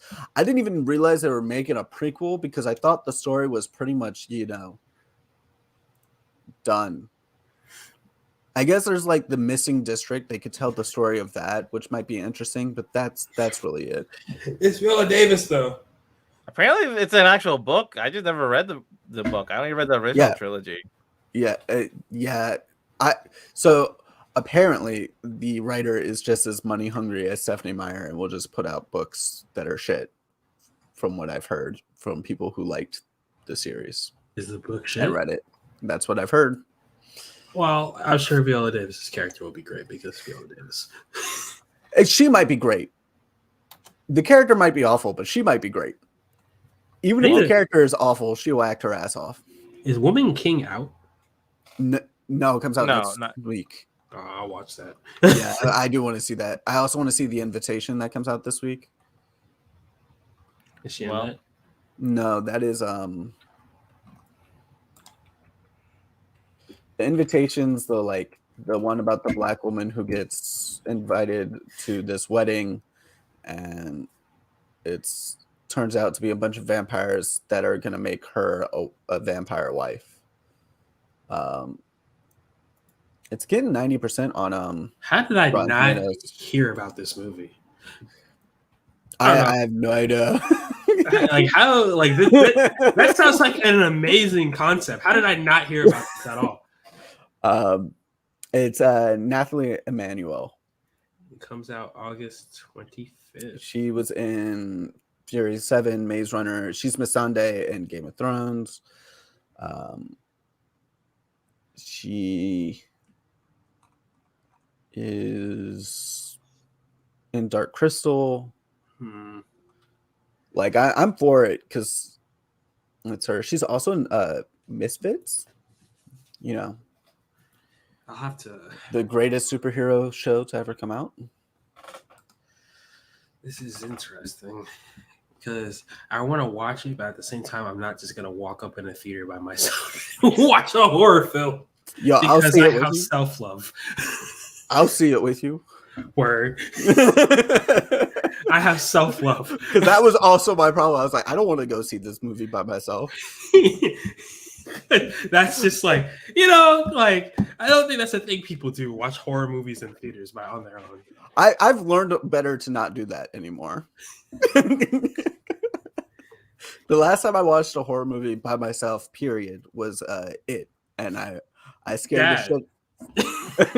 I scared the shit out of my fiance because I stopped during the scene where he's there in the water and he like scurries up after the child, and I like paused it and I went into the bedroom and it's like 3 a.m. She's passed out and I'm just like wide-eyed, freaked out. I don't remember anything from it because I watched it, but I completely, I guess, I don't know, neutered my own brain. So you could forget about it. Just like I was watching it, but not really watching it. It was all just a haze to me. I was just Also, off topic, definitely off topic. The new D&D book just came out. Which if one? we wanted to run that, the Space Pirates. Oh, Spelljammer? Yeah. I'm down for it. Haxley's favorite movie ever just got a trailer. We got a trailer for the new movie of the year, Shark Side of the Moon. Did you watch the trailer, Hax? Yeah, I didn't watch the trailer. I did not watch the trailer because it looks like garbage. It looks amazing. It's what you expect from the movie of the year. It's a movie. I'll give you that. It's definitely a movie. It might be a trash movie of the year for sure. It might be movie of the year at the Trashies. I'm willing to watch it with enough drinks in my body. Yo, I will will kill an edible nerd's rope and watch that movie with you, Haxley, if that makes you feel better. I think the downside is like I don't have Tubi. I don't know what Tubi is. Tubi's free. trial. Okay. It's free. Oh, that's perfect. What? No effort. No effort at all. I love it. I only know because occasionally I check out I want to watch this thing and it'll be like it's on Tubi and I'm like, oh yeah, I have that on Roku because of random things I want to watch that happen to me on it. But it is with ads. Everything is with ads in that. That's fine. I can watch that movie with ads. I'm sure I'll need time to refill my drink. So the best movie of 2024 will be going up against Avatar 3. And Blue person Sonic versus a 3. blue person. It's blue on blue crime. Sonic 3 is already movie of that year. It doesn't even matter. I don't know why people are saying, oh, it's going to go up against Avatar. It's not going up against Avatar 3. Avatar is going up against it. Let's be real. Avatar is a trash movie series. It was only a big deal because it was the first time we saw motion capture and effects to that scale. And that's it. Shazam 2, Fear of the Gods is going to beat Avatar 2. And then Sonic 3 is going to demolish Avatar 3. They might even cancel Avatar 3 after it has a terrible reaction in the box office. It's 100% possible. And all that money that was going to go to Avatar 3 will go to the Pac-Man live action movie that was just announced. Who's making that? Oh, I don't even know. I don't know. If it's not Disney, then they're going to put the money straight into Marvel. Oh. Lost creator Damon Lindelof thinks Marvel should slow down and make fewer movies so that each feels more special. You know, while I continue to agree with him, I'm kind of tired of him just being like, yo, you need to do this, you need to do that. What have you done recently, Damon Lindelof? You know what? Now that you mention it, he's been making so many good points, but he hasn't done shit. The last thing he did that is worth Any note was the Watchmen TV series, which like, Oh, shit. but he was only a producer for it. I didn't know. The last thing he wrote, okay, he wrote that too, but like still, that was like 3 years ago, So, and he's Random. only a producer or a writer. He doesn't like. it's just a shame because I was reading article under the comments under the article, and I was like, yeah, he's making a good point. And then all people were just bashing him. Is like talking from the guy whose biggest achievement had the worst possible ending and lost. And I was like, damn. And it's like it's fucked up because he's speaking facts, but he gets no respect because he hasn't done shit that really is. Yeah, he's literally done Lost, and it had the worst fucking ending in the world, and then Watchmen, which also had a terrible ending.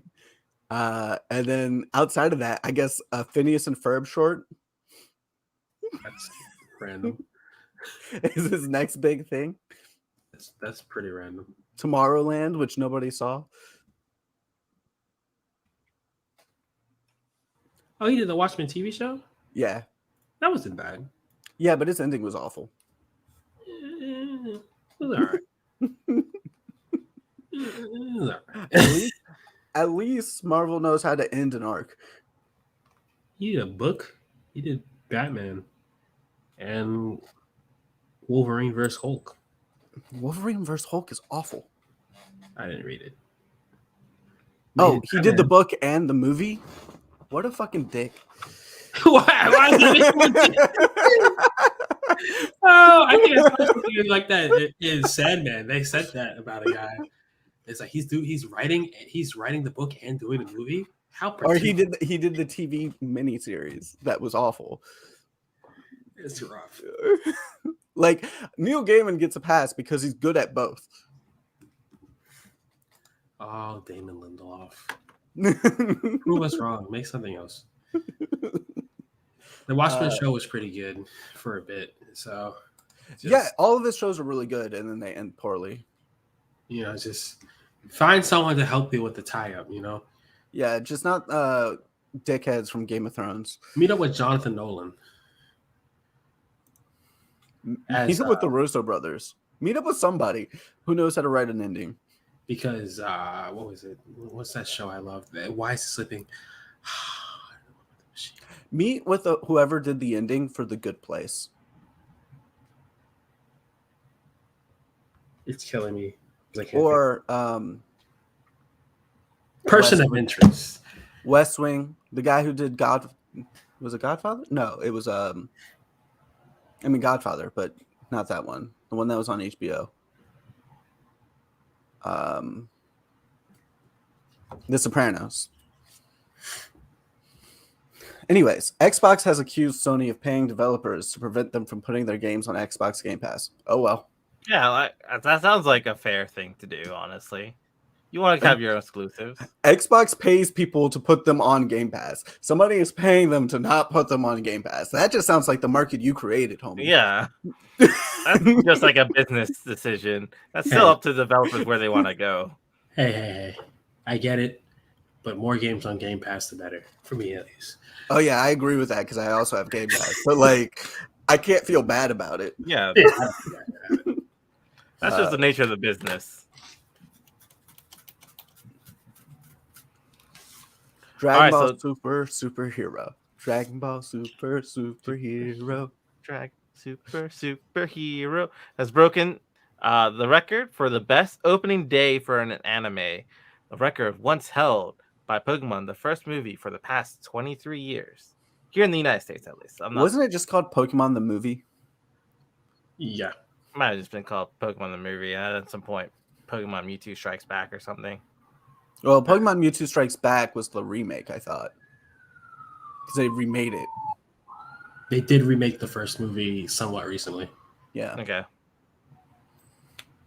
That being said, I'm hyped for Toriyama to have that happen. Yeah. I'm kind of surprised that it was originally held by Pokemon the movie, but I'm not. Yeah. They hasn't been beaten by anything else in 23 years. Are we serious? Like, it wasn't beaten by Your Name. I can see why it wasn't beaten by it. There's not that many anime movies that come out in theaters opening day. It wasn't beaten by like Demon Slayer. If anything, those are real contenders. Demon Slayer, Jujutsu Kaisen, because I wouldn't expect like Your Name or anything else to have the biggest opening day. That's fair. Those two movies were huge. Yeah, It wasn't they weren't beaten by big the enough My to Hero beat Academia Pokemon. one, or like a Naruto one. Did Naruto have a theater movie? I don't think so. I don't think so. I think it was before anime was big enough to have theater movies. Unfortunately, because Naruto was probably the The next likely biggest, to do it. yeah. And then One Piece is gonna have this live action show. I don't know. One Piece Film Red might fucking do it. Yeah. We'll see. I'm like, it's a shame that like anime wasn't as big back when we were like first watching it as it is now. Because like I feel like the Full Metal movie would have beaten it. I feel like a Bleach movie would have beaten it. Like Hell, these Digimon movies are. I don't know. If anything, I'm still. I'm a little Pokemon's surprised. big name. Digimon It's movie big didn't beat family it. film. Like I don't know if you'll take You your saw that? family to some of the other ones. Like Seen that most recent Digimon movie? The one where they're all grown up? The one- Digimon Adventure Try. No. That Okay. that's an abomination. I'm talking about their final movie of that group. Digimon Adventure Try started off so fucking good. Yeah, they just didn't know how to capitalize. I mean, I still enjoyed it because it's Digimon. What was the movie called? It was so. I think it's the Final Evolution or something like that. The last evolution, Kizuna. Yeah, I have not seen that one. I That don't think- it's gonna break your heart. You will cry. I cried. I couldn't stop myself from crying. Good. I'll bring tissues Yeah. when I watch it. One Punch Man season 3 has been announced. It's been a while. Yeah, I feel like it should have been announced a while ago. Honestly, I feel like it should have been announced like when they ended season 2, and it was still Yeah. just as big as it was. And like now, it almost feels like it's too late. I think the manga, because I've heard a lot of things talks about the manga recently, has really just been going nuts. oh, the manga's So- been insane. And honestly, Yeah. we're only just finishing the arc that season 3 will be doing. So maybe they're Right. just waiting. Like I get all that. I just wish like anime companies were like, listen, we're gonna do season 3. We'll let you have a release date later. We're gonna get it done. And then like when the arc finishes, you should already be like halfway done with the anime arc. And you can just start releasing things.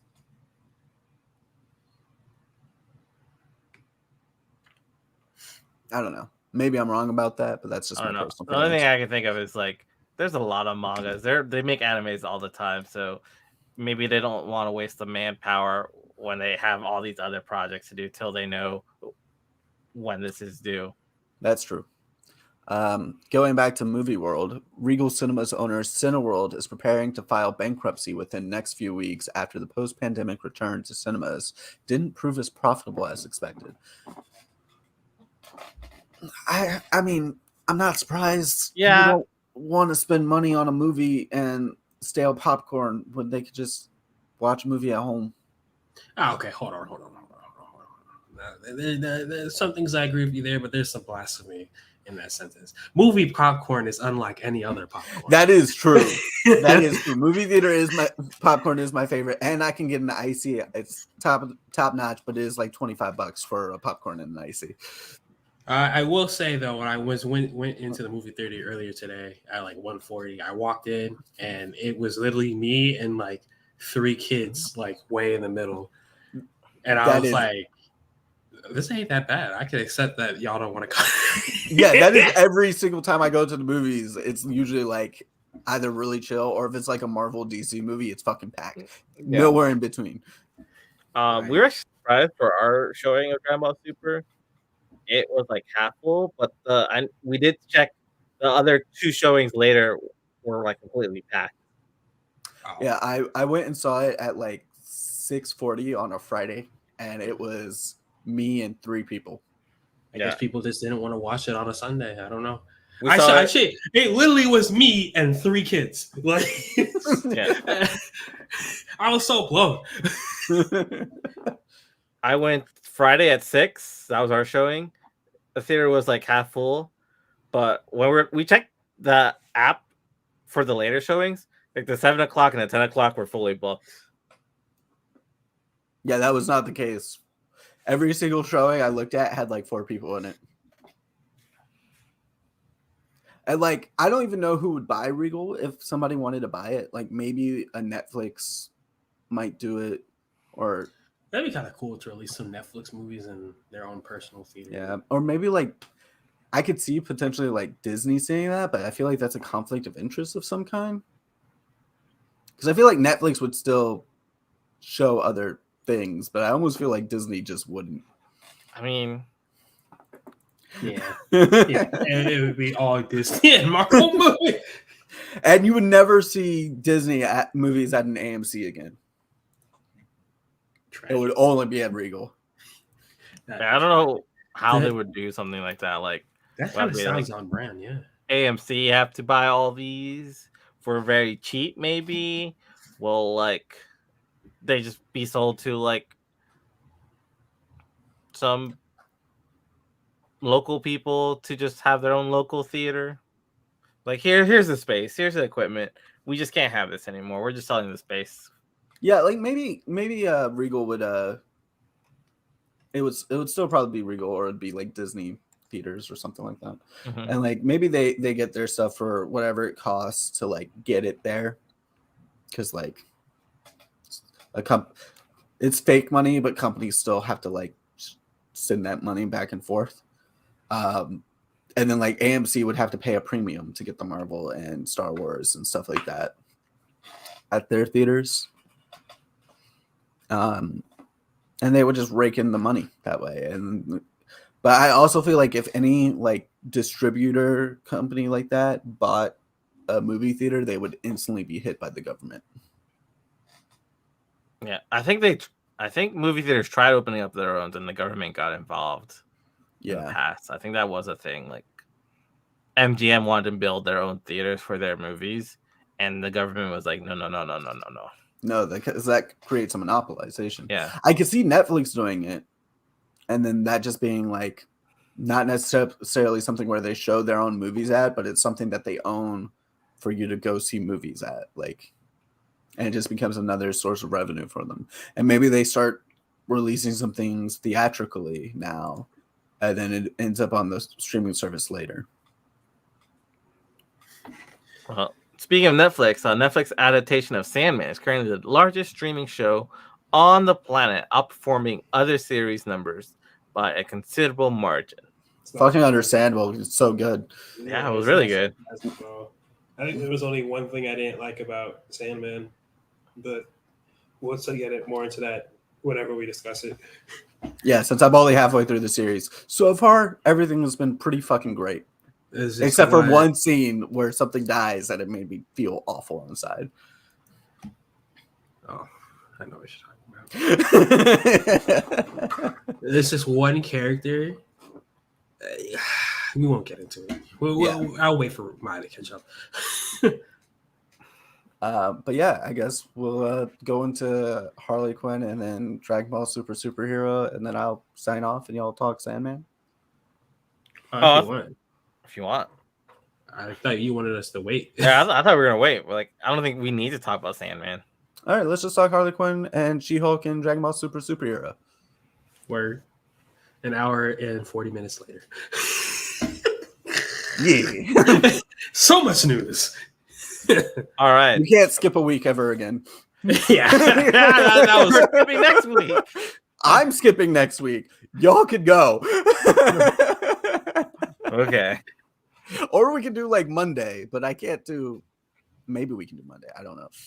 Yeah, that's a maybe for me too. We'll see. We could do like Saturday night. I can do Saturday. Well, no. Oh, I just told you my plan for Saturday. I'm just party with the outside. family. Oh yeah. So y'all do the thing on Sunday. I'll see you in 2 weeks. All right. So which one are we starting with? You want to start Harley short to longest? Sure. So Harley Quinn, She-Hulk, Dragon Ball Superhero. I mean, I don't technically, even- She-Hulk will be the shortest because it's one episode. We didn't do one last week, so we have 2 Harley Quinns. I mean, they're both pretty short. Okay. I don't remember.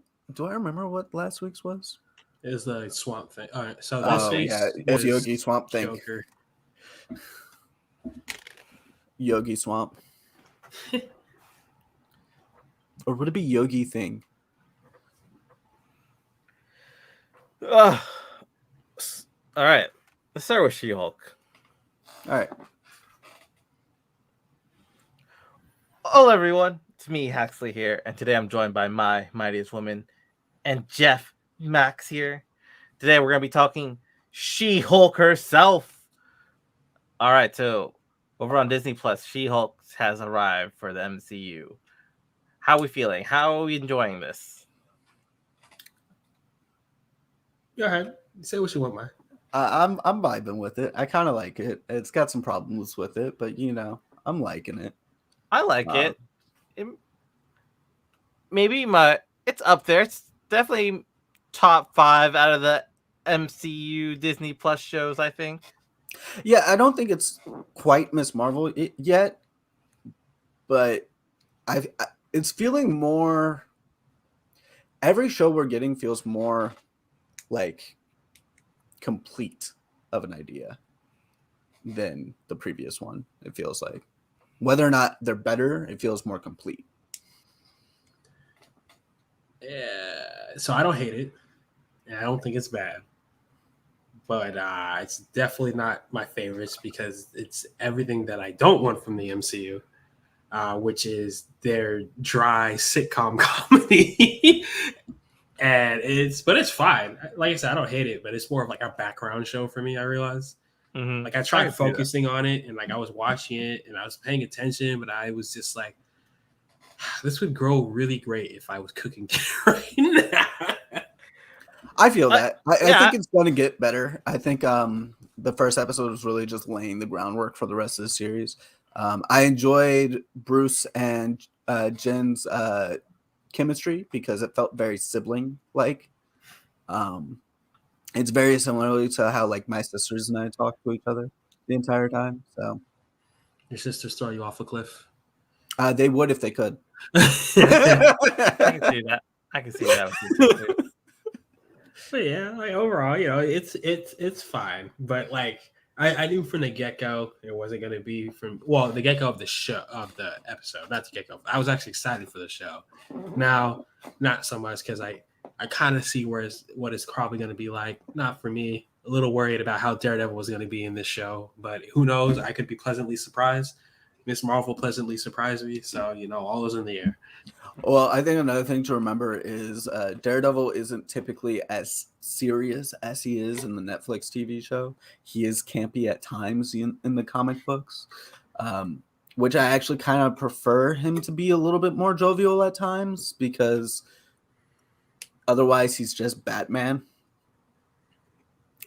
I thought he was pretty campy in the Netflix show. I thought it was the right balance.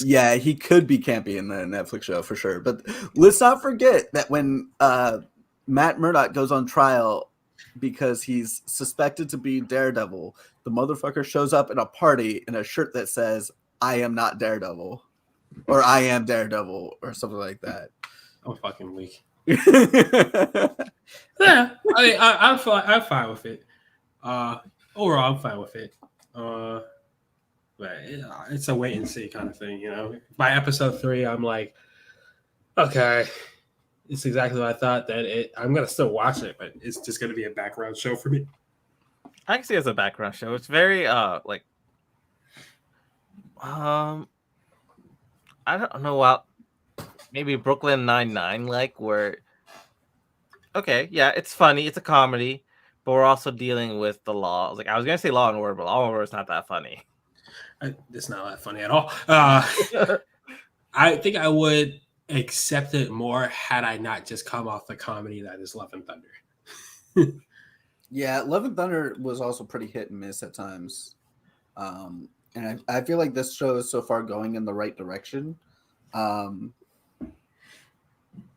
was really enjoying the fourth wall breaks that She-Hulk was doing at times because I loved not just like her reaction to being able to do it and it confusing her at first, but also how it confuses everybody around her when she does it, which really adds to it, because I hate when fourth wall breaks in movies, or it's just like and characters in the background are just either not moving, or, well, it's better when they're not moving, but when they're just acting like everything is normal, it bothers me.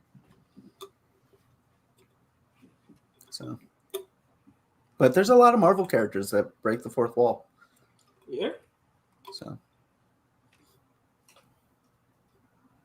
But yeah. We definitely have to see where this goes, because honestly, it's just one episode so far. We got to the courtroom. She turned to She-Hulk. She beat up Titania. which was so quick. I was not expecting that to be like done so early. Like, I was expecting a little bit more, honestly, from that. Maybe we'll see her some more. Maybe she'll be representing her or going against her in court, because I feel like we saw a lot about Titania leading up to this, and this was like over and done with. Well, what I think is going to happen is the court case is going to end up being She-Hulk against Daredevil defending Titania. Okay. That's why, because it's supposed to be a lawyer show. Yeah. They mentioned it's a lawyer show like 4 times in the episode. They say a lot of things. And Daredevil and Jen are on opposite sides of the law in terms of attorneys. Mm-hmm. So, All right. Well, hopefully it's more like that, and hopefully it stays pretty funny. But I don't know. Things could always switch up. We never know for certain, because we also know she has to deal with Abomination and Wong at some point. that's true. So maybe this will be the last we see of Titania, and the next case she takes is whatever's going on with Abomination. And if they really just did Jamila Jamil for like 5 seconds, that's such a waste of her talent. I don't know her from The Good Place, so she's really good there. I mean, that's really all I know her from too, but she was fantastic there. So Yeah. But like, I feel like she was advertised a lot. She was doing a lot of social media stuff on her own, at least. It's like, oh, all that for this quick scene. are you eating Pop-Tarts? You didn't get us any? What's funny is I had Pop-Tarts downstairs. If I had known you were gonna do that, I would be like, Yeah, we could have done our own like fourth wall break and just grab it. Everyone grab a Pop-Tart. Next time. All right. Well, I honestly don't have anything else to say about She-Hulk. How about you guys? It's a first episode. it's the first episode. I'm fine. I'm open for some promise. It's not much happened, you know. It was the background of how she became She-Hulk, and then she punched Titania. I've got 2 things. 1, Captain America fucks. And 2, if Daredevil and She-Hulk don't fuck, they're doing it wrong. What? All right. I mean, they have to keep up the trend with Charlie Cox as Daredevil. I mean, that's just Daredevil in general. That's fair. And they hook up in the comics. Oh. So, there's I mean, dating did seem like a part of the commercial, at least. We haven't seen that start yet. So, I'm here for it. all right. Well, that was She-Hulk. Yeah. Stay tuned. Hopefully, we have more to say in future upcoming episodes. Yeah, I'm Haxley. You can catch me over on my social medias: Twitch, Twitter, TikTok, Instagram. This is my Mightiest Woman. You can catch me on Twitch, Instagram, and Twitter. I didn't stream much this past week because I was swamped with work, but this week is a lighter week, so I will definitely be streaming at least Tuesday and Thursday, if not more. and we'll steal Jeff Max whenever we can for some stuff. Who knows? But yeah, like and subscribe, follow us. Adios. Yeah, All fun right. fact, I have a whole Lego set to build on stream at some point soon. Like a 6-hour Lego set. Oh God. Of what? BD-1. It's a Star Wars droid. Okay, I was like, I have no idea what that is. I don't even know when I would stream if I was a streamer. I would just eat Pop-Tarts all day. Do you like building Gundams? You could just build Gundams on stream. I built a Gundam. I mean, are there You- games you You enjoy? could do Yu-Gi-Oh, Digimon. I feel like I don't talk much when I game. Like I I just don't have like either. a little story in my mind and I just run with it. I mean, I guess I could just actually vocalize what I'm thinking. Yeah, that's what I do a lot. If you watch my stream, when I stream my raids, it's a lot of me just bitching about dumb things that I've done or dumb things my teammates have been doing. Mostly it's about myself lately because I'm not as good as the game as I was before I started working again. I gotta build those skills back up, but yeah, a lot of times I'd be like, "Why the fuck are you doing that? That is not the thing you do there." And that's it. Maybe I'll try it when Starfield comes out. Or else I would just keep playing it else fucking Skyrim and be one of those guys. You could definitely be one of those people. I don't know if I want to be though. Every time I hear a Skyrim conversation, it always irritates me. Well, it's just inefficient to be the bow sniper. You have to be the bow sniper, or else you're not playing correctly. No, dog, you're just unimaginative. And don't. It's not about min-maxing, son. Like, just do whatever you want. That's the point of the game.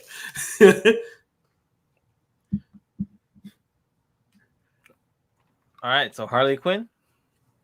Yeah, let's get to it. All right. Hello, everyone. It's me, Haxley, here. Today I'm joined by my mightiest woman and Jeff Max himself. And today we're talking about Harley Quinn. I don't know what episode numbers these are, but this is going to be the one where they go visit Swamp Thing and Joker becomes mayor. Is it 5 and 6, 4 and 5, 3 and 4? I don't know. Right. I think 5 5 and 6 sounds right. Yeah, 5 and 6 sounds about right. I don't know, but Figure this out in post, and I'll post it down below. But we'll figure this out. How are y'all feeling about Swamp Thing episode?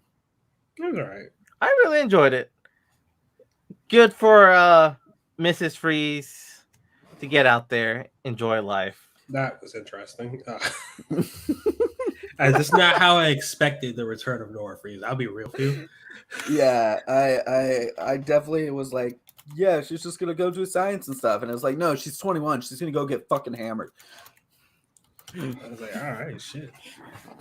Gonna go sleep with everyone she can, get all the drinks, hang out with her buds, Harley Quinn and Poison Ivy, because all her other friends in her previous life have kind of grown up.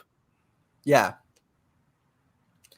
and Ivy and Harley are, a little unstable, so maybe They're they'll unstable. like party. I don't know how old they are. Maybe they're the right age group, because she only met them after she woke up. They weren't her friends of her past.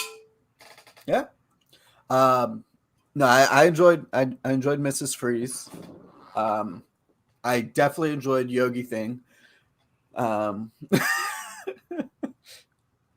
We had John Constantine, played by, what's his name? Is it Matt Flynn or something? It sounds right. Constantine was fun. For the brief moment that we got him. I'm just excited because he plays Constantine in almost like everything we see. He was Constantine for the Fox show, for the Legends of Tomorrow, for Matt the DC Ryan. Anime Universe. Yeah, Matt Ryan. Yeah, he's also Edward Kinway in Assassin's Creed 4 for Assassin's Creed fans. Okay, he's the main character, Haxley. Okay.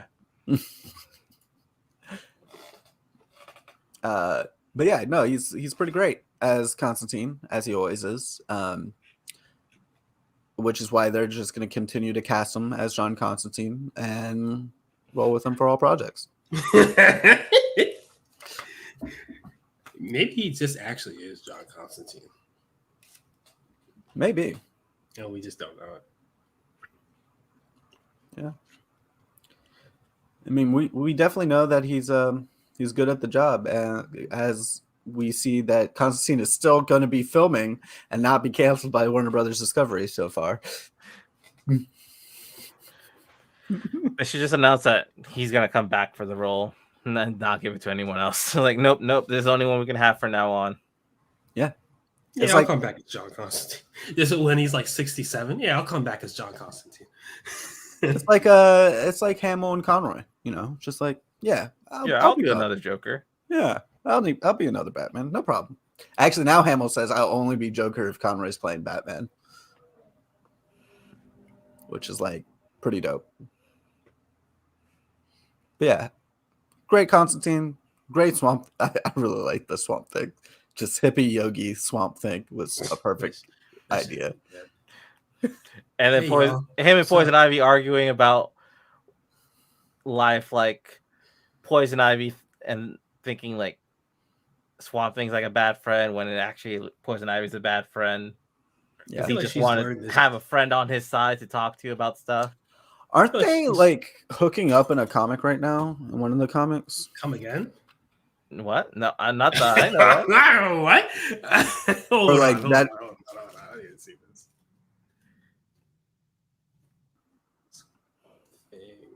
God bless my Google search bar. Like as far as I'm aware, Harley Quinn's with Poison Ivy.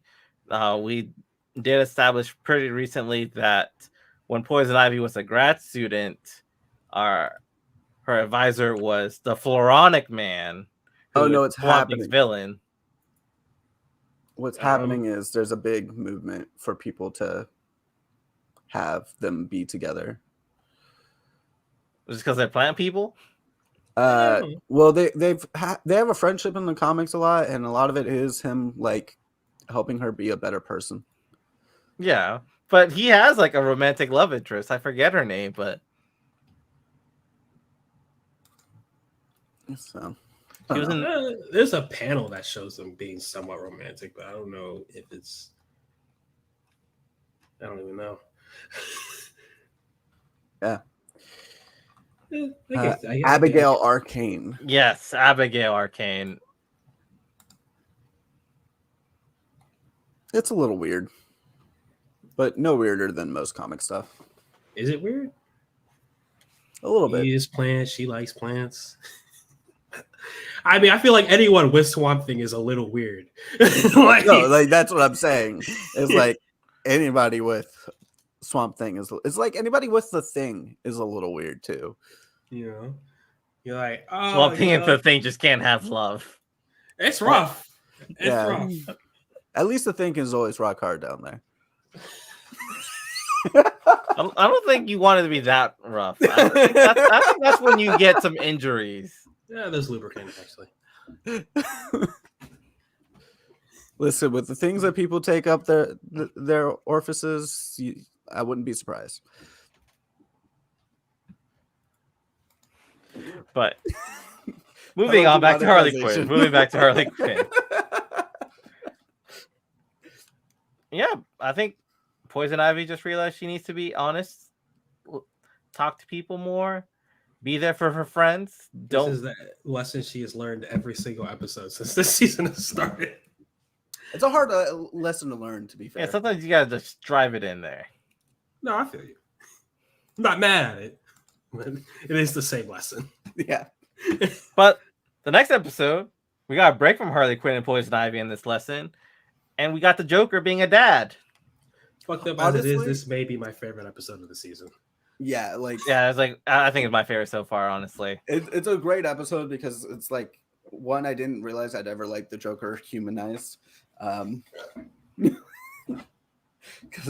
But I think it's the fact that like we saw the Joker be a normal person without the insanity of the Joker in season 2, and now he's trying to merge both, and it's great because he's trying to be a healthy person and not be villainous. Yeah.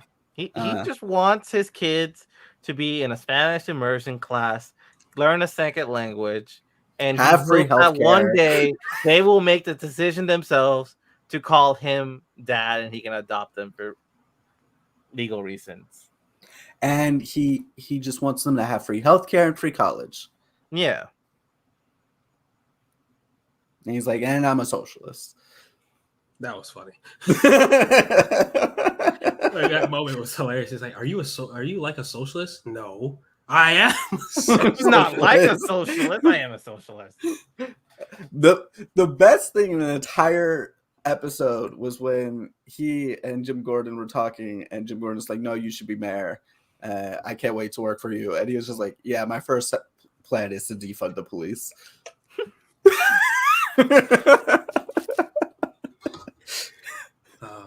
Oh, Sorry, Jimbo, no more job for you. yeah, which makes perfect sense because he's, the clown prince of crime. Why would he want cops? Or what?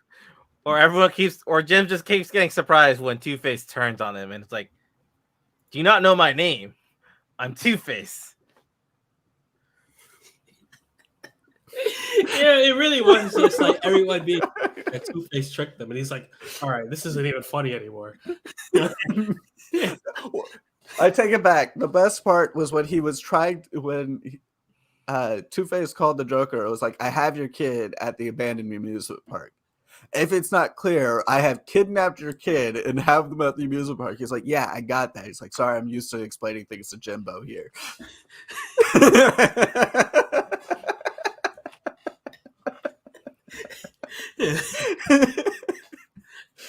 The way they just keep tying in everything was great. Wait, I forgot another amazing thing. We forgot to talk about the last episode. The Music Meister being a therapist for Catwoman and Batman. And her just being like, "I don't want to be with you." Poor Bruce. It's why he's torturing Frank. Well, he just wants to find out what Poison Ivy did to him. I He thought doesn't Batman need didn't love. kill. He didn't kill Frank. No one's dead. He just wants to find out what Poison Ivy did to Frank.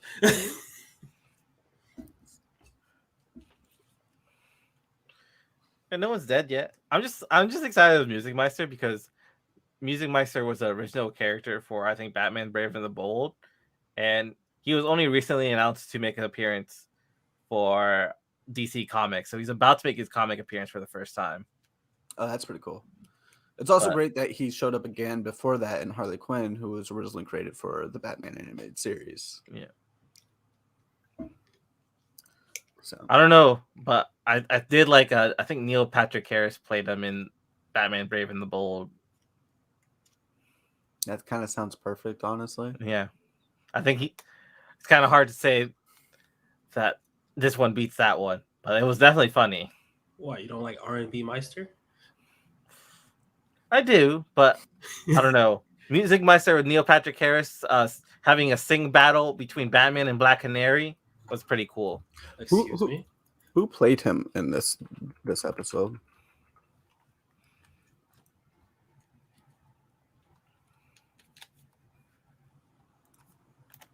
Music Meister, Harley Quinn. I got it. Larry Owens. I don't even know who Larry Owens is.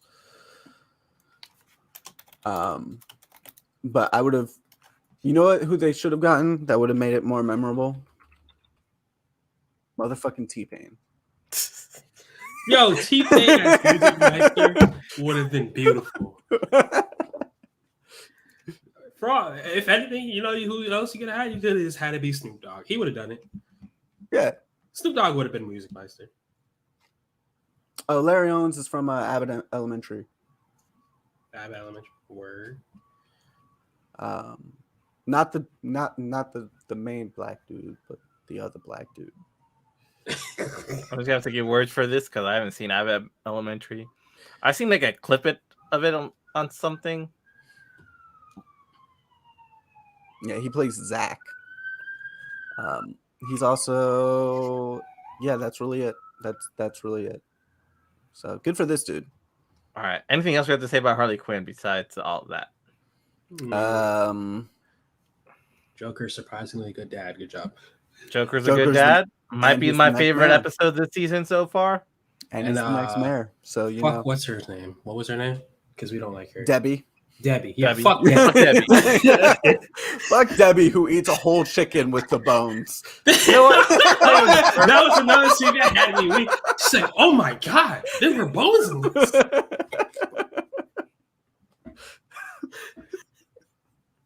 All You right. gonna bribe me with this pollo asada? He just eats the whole thing casually.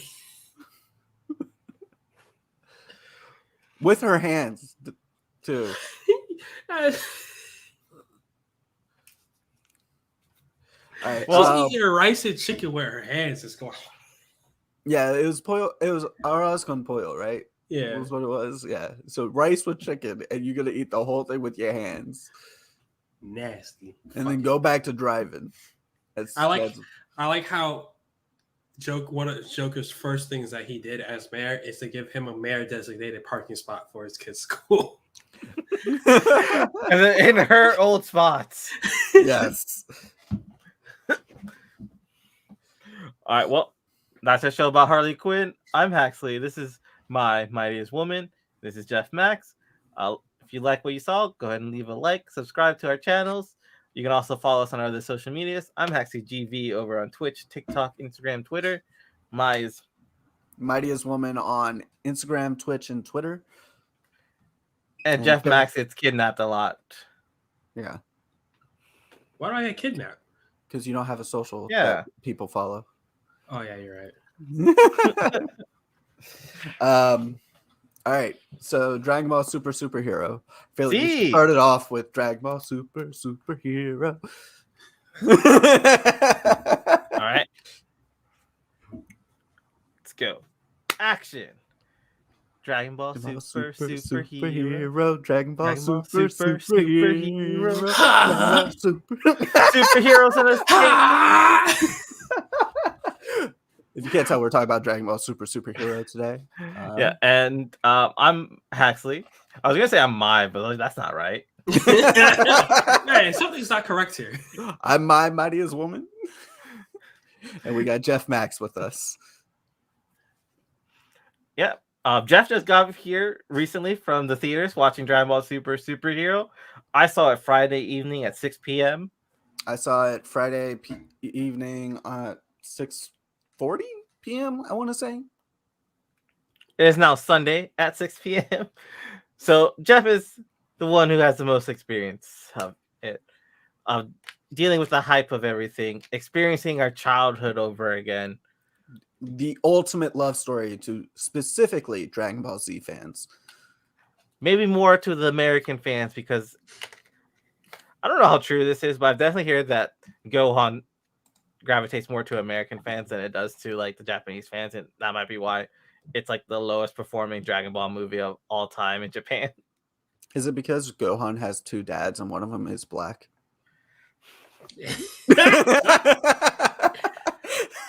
Oh. Tell me I'm wrong. I mean, I can argue that he has one dad, and that's Piccolo. Pan also has one dad, that is Piccolo. I don't know how involved Goku or Gohan are in. The only good Saiyan dad is Vegeta. So far, it looks like that's to be true. So, God bless whoever Goten and Trunks raised. Well, Goten.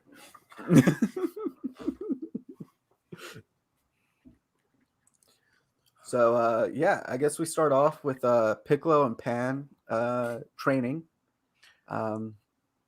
She hasn't learned how to fly yet. It's no shame to that. Master Roshi can't fly. A lot of people can't fly. Videl struggled to learn how to fly. I think Pan picked it up quicker, so you know. Well, yeah, she's a Saiyan. She's supposed to pick it up quicker. Oh, well, quarter Saiyan. The one drop rule.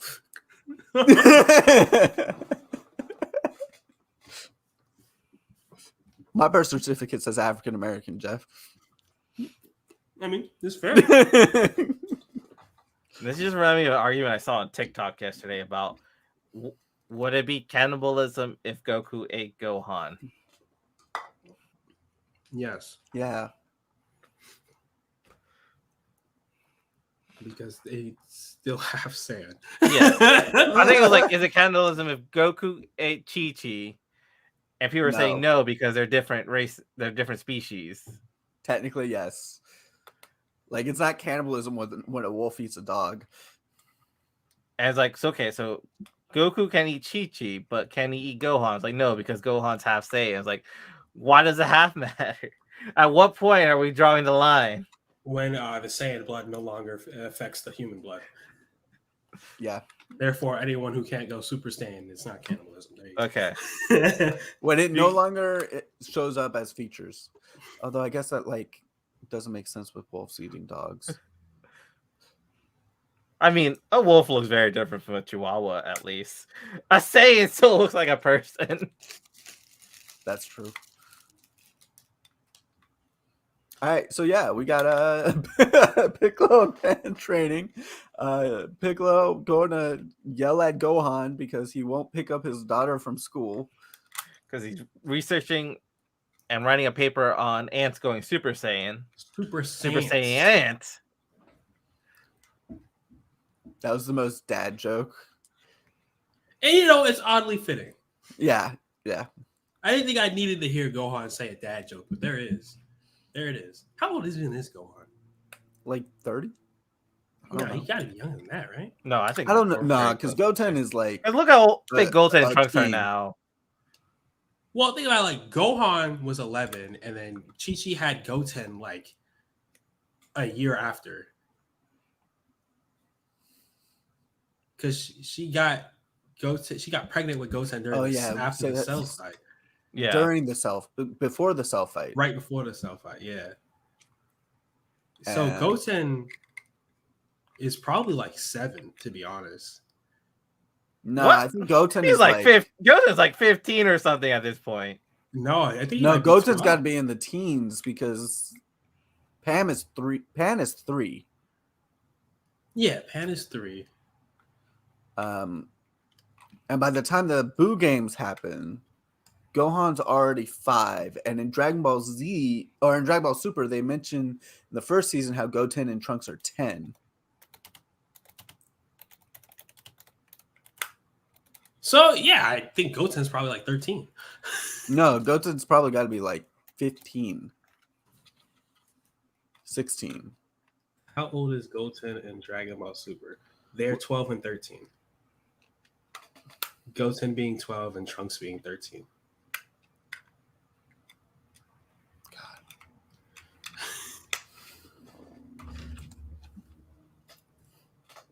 So if they're 12, so 12 years added to 12. Yeah, so Gohan is like 24.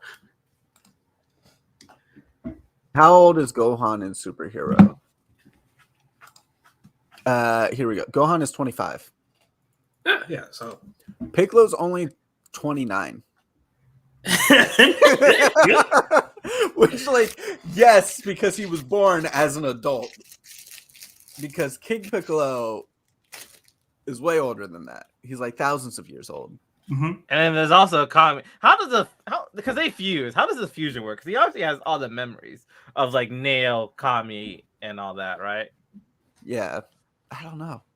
Yo, Videl is older than Gohan? All How old right, is Videl? 26. Yeah, like they're it maybe by a month or a few. Because they're in the same grade at least. Vegeta's 50. Goku is 45.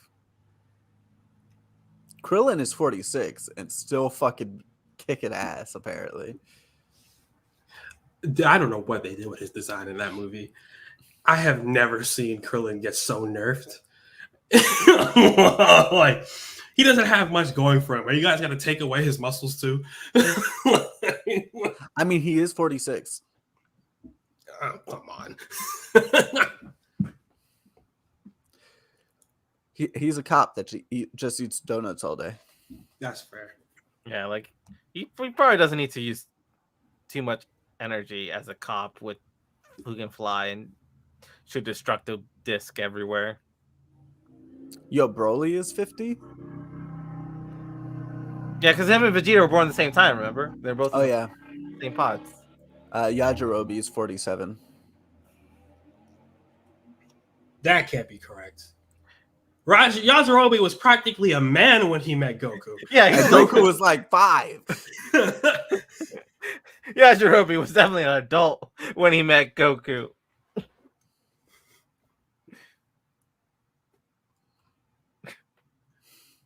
Did Yeah, I he love that die? And did we just bring him Bulma is back? 49 and Goku Oh, you is know 45. what? They were in the time chamber. Fuck yeah. Are we adding those? Yeah. You age in the time chamber.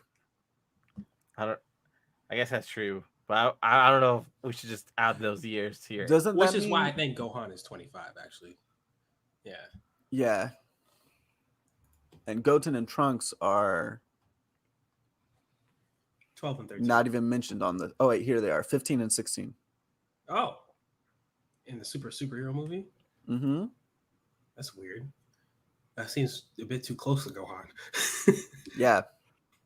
If he's 25 and Goten is 15, I guess we're not counting the time. Well, no, I guess no. That's correct because Gohan was 11 in the Cell Saga. Even though we call him Teen Gohan, I remember that was the big thing that people always talk about. Yeah. Anyways. Let's get out of their age and the confusing timology of Dragon Ball. Yeah. Quran. They did say that Saiyans just like hit an age and all of a sudden have a growth spurt. So I guess Goku could have been like 15 when he met Yajirobe and then hit a growth spurt a couple years later. No, I don't think that's what happened. I don't think that's what happened there. But he did get a hit at a growth. Well, God damn it. Now I have to know. How far apart is Dragon Ball and Dragon Ball Z? All right, Dragon Ball timeline. Here we go.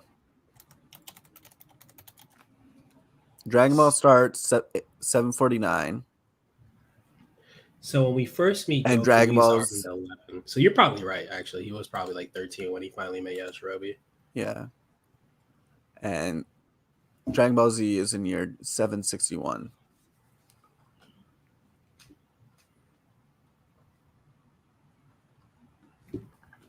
So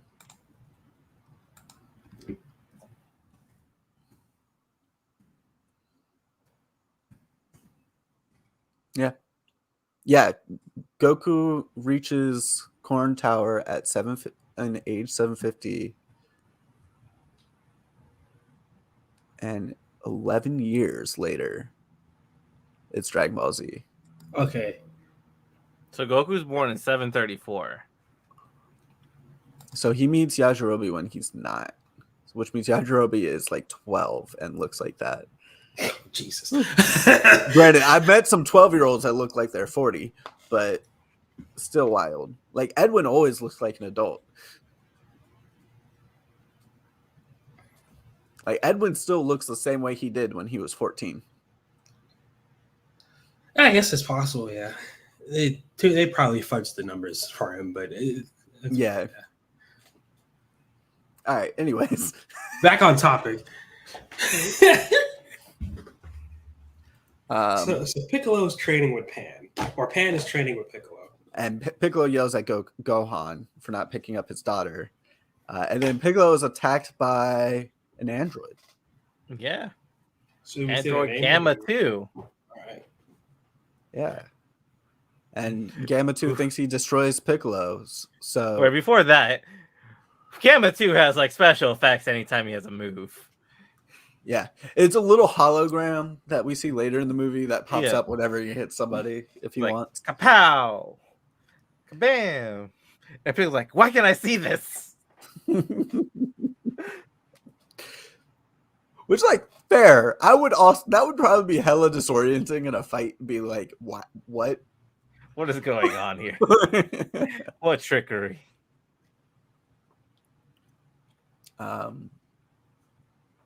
But yeah, and then Piccolo's defeated by Gamma 2, who runs back to base and doesn't notice that he didn't destroy Piccolo, who now Piccolo just infiltrates following the them bugs. all the way back. Yep. And oh, lo and behold, it's the Red Ribbon Army. We skipped a lot. I just realized it. We're skipping the like. Yeah, we never recruitment talked of about Magneto. Tito getting out of prison or anything. Yeah. It's kind of not important. It's not really that important. It was Oh, that about bit the was- Red Ribbon Army. Just go watch Dragon Ball, guys. Yeah.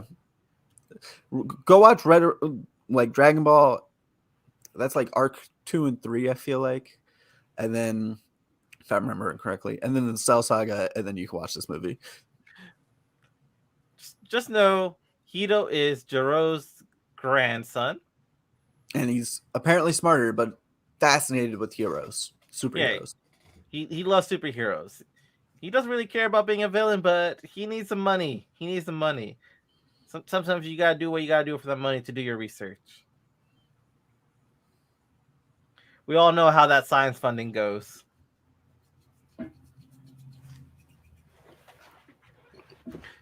But yeah, so Piccolo follows them all back. He wears a suit for the Red Ribbon Army, spies on their meetings.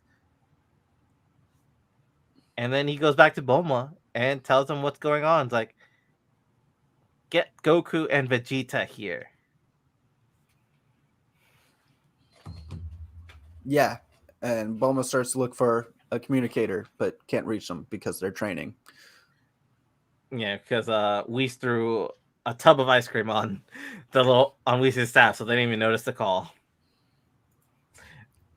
And Beerus is too busy just oogling Chalai. Is that her name, Chalai? Something like that. Green girl. Yeah, which apparently Broly's Beerus has girl. a type. Does that mean Bulma fit his type? That's Yeah. Vegeta. Yeah.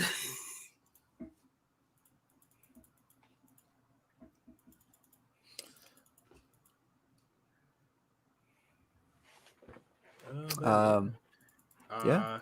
So we can't reach Goku or Vegeta. So Piccolo's on his own. Eventually, they come up with a plan to use the Dragon Balls, unlock his inner potential, and then he still had 2 more wishes, and he didn't care for it. But Bulma decided to use the 2 wishes. She got some cosmetic surgery, and then they realized they could have just wished for Goku and Vegeta. Hey, don't skip over her wishes like there's some trivia. She asked for a plumper butt And less wrinkles. Less wrinkles. Which, like, fair. Like, you know. A plumper butt's a plumper butt. I mean, Frieza used the Dragon Balls to make him taller by 5 centimeters or 5 inches or something. He tried to. He tried to, yeah. I thought he did. No.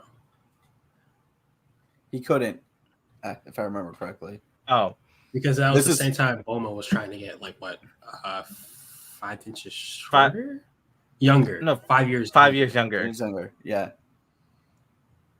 And also Dende powered up Shenron again for this. Mm-hmm. Shenron, in quotes, gave Piccolo all of his latent power plus a little extra because at King Piccolo, that's my G. Gotta do a favor. Yeah. Yeah, so it's not Bulma wishing for more cosmetic surgeries like she's done in the past that Trunks has noticed. That was such a great call out. Especially because he did it while he was Gotenks. And she was like, was that Trunks? Which one of you was it? Was it Trunks? Defuse.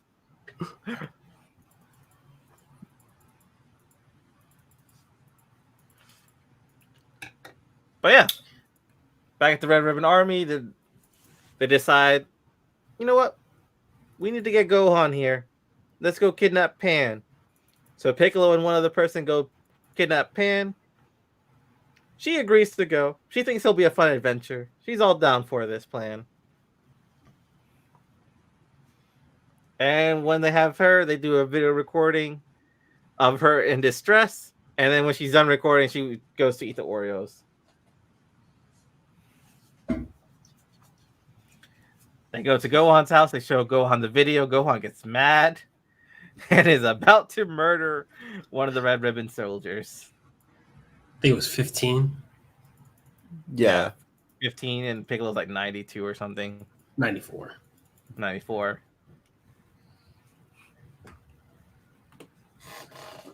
But yeah, they go to the Red Ribbon base, And Gohan faces Gamma 1. And fucking rocks his shit. Gamma 1 whooped his ass. It's kind of sad. Yeah.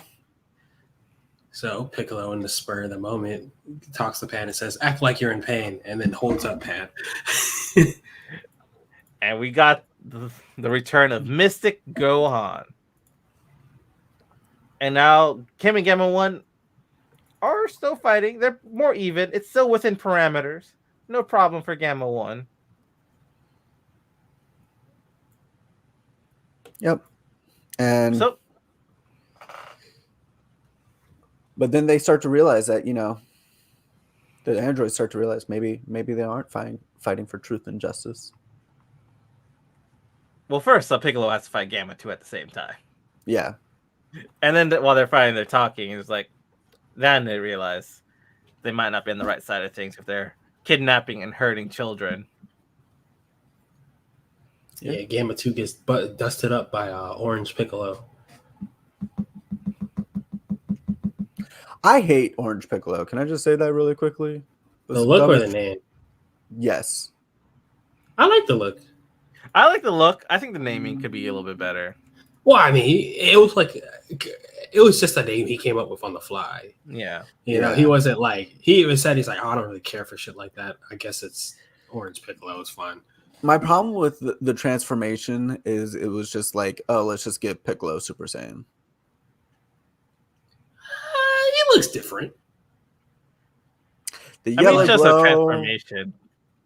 The yellow glow is just a transformation thing, but like you know, like he gets bulkier, thicker. The emblem on his back becomes a thing. His antennae gets shorter. You know, more. They're pointing up like almost like horns. Yeah, I just like maybe use a different color palette. He's orange. It's not yellow. It was very yellow. Orangey yellow. I read it definitely more as yellow than orange. Only his arms were orange. His body was yellow.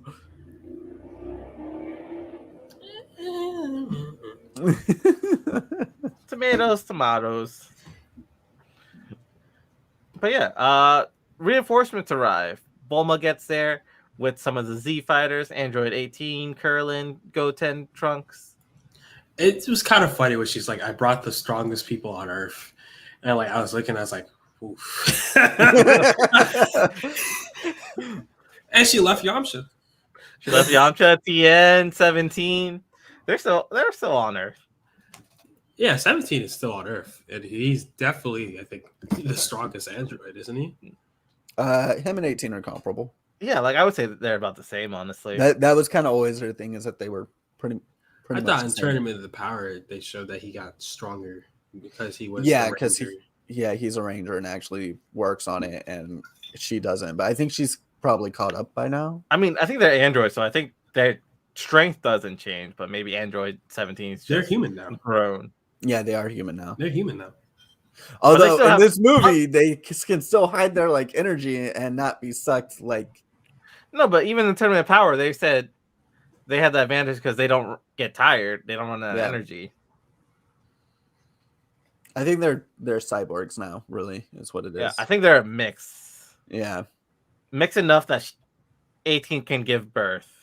They didn't think At hard least, enough on it. but That's all it was. they'll have. Let's like, just be real. Toriyama forgot that he made them human, which is not the first thing he's forgotten. That's the answer. Because Krillin definitely wished for 18 to be human. I remember that distinctly because she was like, "What the fuck."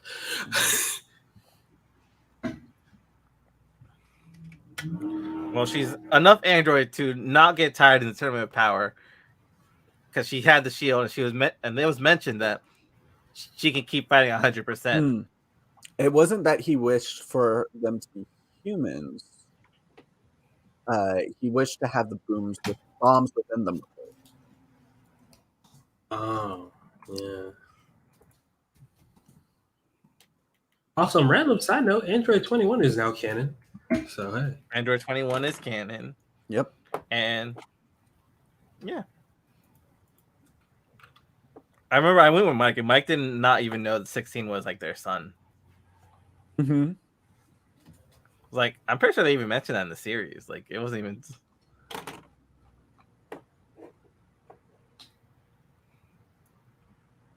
But yeah. Okay, so Android 18 is already, yeah, she's more of a cyborg. But Yeah. I think we figured that out a long time ago. She's just an enhanced human. Yeah. Okay. So yeah, just bombs removed. Yeah. Yeah, because Krillin wished for them to become human, and Shenron's response was, "I can't do that," and so he responded with, "Then remove the bombs from their heart."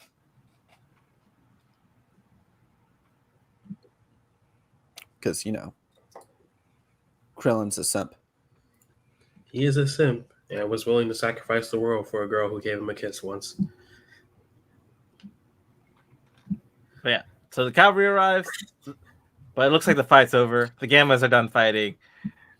Piccolo tells Gohan that him and Gamma 1 can just stop like grappling on the floor.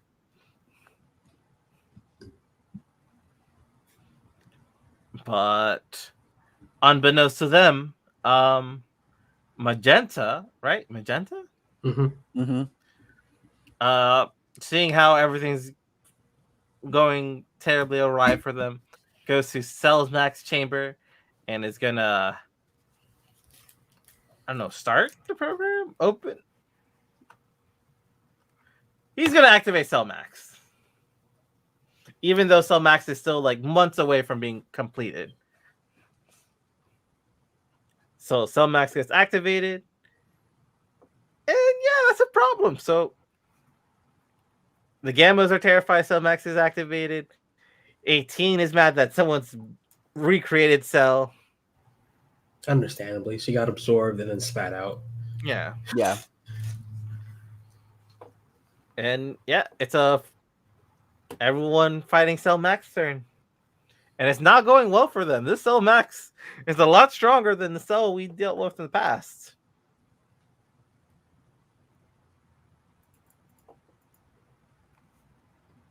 So everyone but Krillin goes. Krillin's going to stay behind, protect Pan and Bulma. Gamma 2. Protect. Gamma 2 sacrifices himself to deal a blow to Cell Max, leaving up to the others to finish the job. But they were unable to get that headshot. Yeah, and then Piccolo's like, "I'll buy you time, Gohan. You can do it." And Gohan starts powering up, and then Piccolo grows large, and it's a big kaiju battle between Cell and Piccolo. it's not just a kaiju battle; it's almost shot for shot, except for with Piccolo's abilities instead of Goku's. But it's almost shot for shot Goku versus Cell in the Cell games. Like, and then the triggering moment for Goku to reach his peak form is when Cell Max ends Piccolo, or so he thinks, in the same way that Goku was ended. Same pose and everything. And that's where we get, what even is this form? Ultra Max Gohan? I think it's Beast Gohan.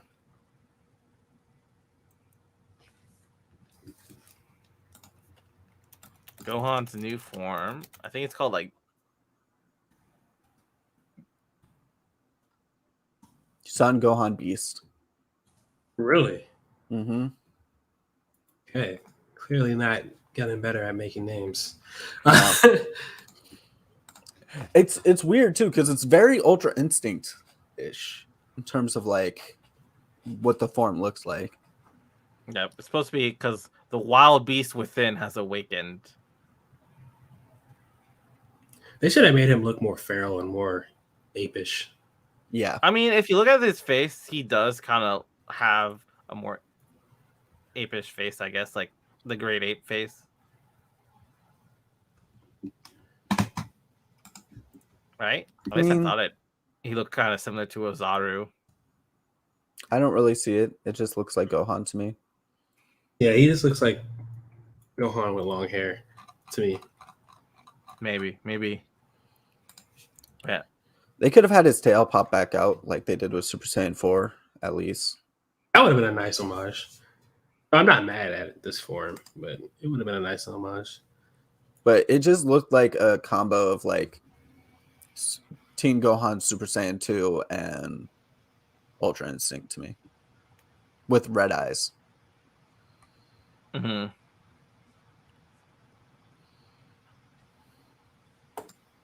That's it. Yeah. He becomes Beast Gohan and unleashes a special beam cannon to headshot Cell Max. It honestly reminded me of when Father-son? Piccolo did. No, I was gonna say Piccolo special beam cannon Raditz. Oh yeah, it was reminiscent of that, and it was reminiscent of Father-son Kamehameha at the same time. To me.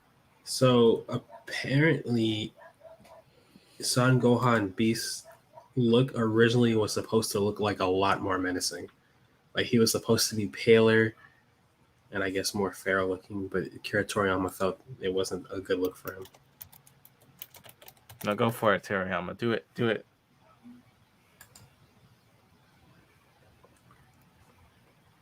I don't know. In the end, I like the 4. I really enjoyed this movie. It got me in my feelings with the start of the film talking about the Red Ribbon Army, the early days of Goku dealing with them, and then all the homages throughout the whole movie with the special beam cannon, the fight with Cell. We gotta see our boy Gohan shine because he hasn't shined in so long, and we Americans love Gohan. Yeah, I was hyped. I used to only use Team Gohan and Budokai. I would always use Ultimate Gohan in the Dragon Ball games when he was available.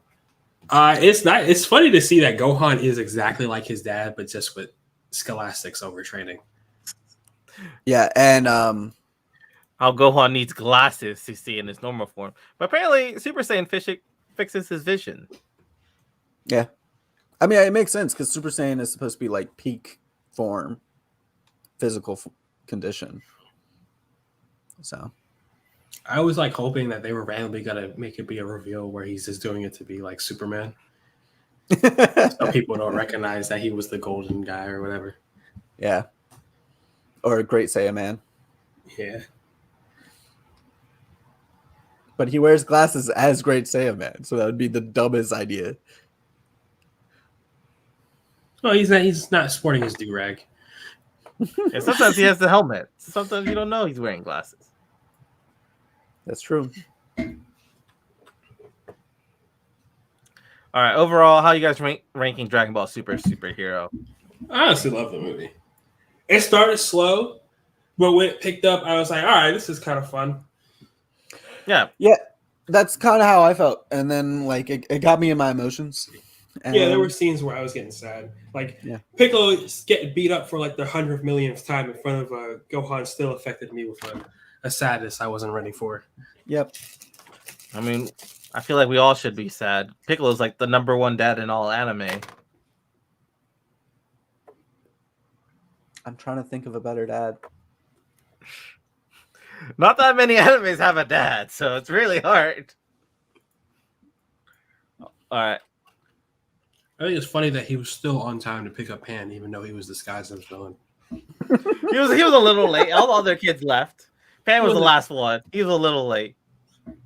I mean, there's a Food Wars dad. He's pretty decent. He's not. He's a good dad, but I wouldn't say he's a better dad than Piccolo. I would say he's just a normal dad to me. I would say Light's dad from Death Note is a better dad than Piccolo. I can't confirm or deny this. Never watched Death Note. Hughes from Full Metal Alchemist. When you say dads in Full Metal Alchemist, I only think of father and the guy who turned his daughter into a chimera. That's not Hughes, right? No. Hughes was the one that was always showing his picture. Yeah, he's showing the picture of his kid to like everyone who comes to the office. Oh. It's a sweet dad, but I don't know if he's a better dad. Yeah, And he died when Shikamaru's the kid son was like pretty good. 3. How good of a dad could he be? Well, he died to protect her, though. So did Piccolo. But Yeah, he came Piccolo's back. died a few times. So At least he's And a he good enough came dad back. to come back and a good enough dad to From the raise the afterlife. grandchild. He came back from the afterlife to become the father of his son's grandchild. I do love that. And so I found a list of most lovable anime dads, and on it is Piccolo. Yeah, he's dead. Everybody knows he is Daddy Piccolo. He stopped training in time enough for Pan to get to school on time. Still managed to pick her up from school, not egregiously late. Brought her on a fun adventure that she would enjoy, where she learned how to fly. Yeah. Because Krillin said you have to fly. When in that situation, he probably should have just dropped points or flight over and got it. Now I know this list is wrong because it mentions Goku and no Piccolo. Goku isn't as bad a dad as people think, though.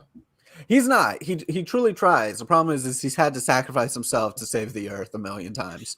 Yeah, so it's kind of tough. Even when he was like, "All right, finally someone else can do it with my, and I'll let my son do it." They tell him, "Oh no, he can't." And then what happens? Goku has to sacrifice himself to save the Earth one more time.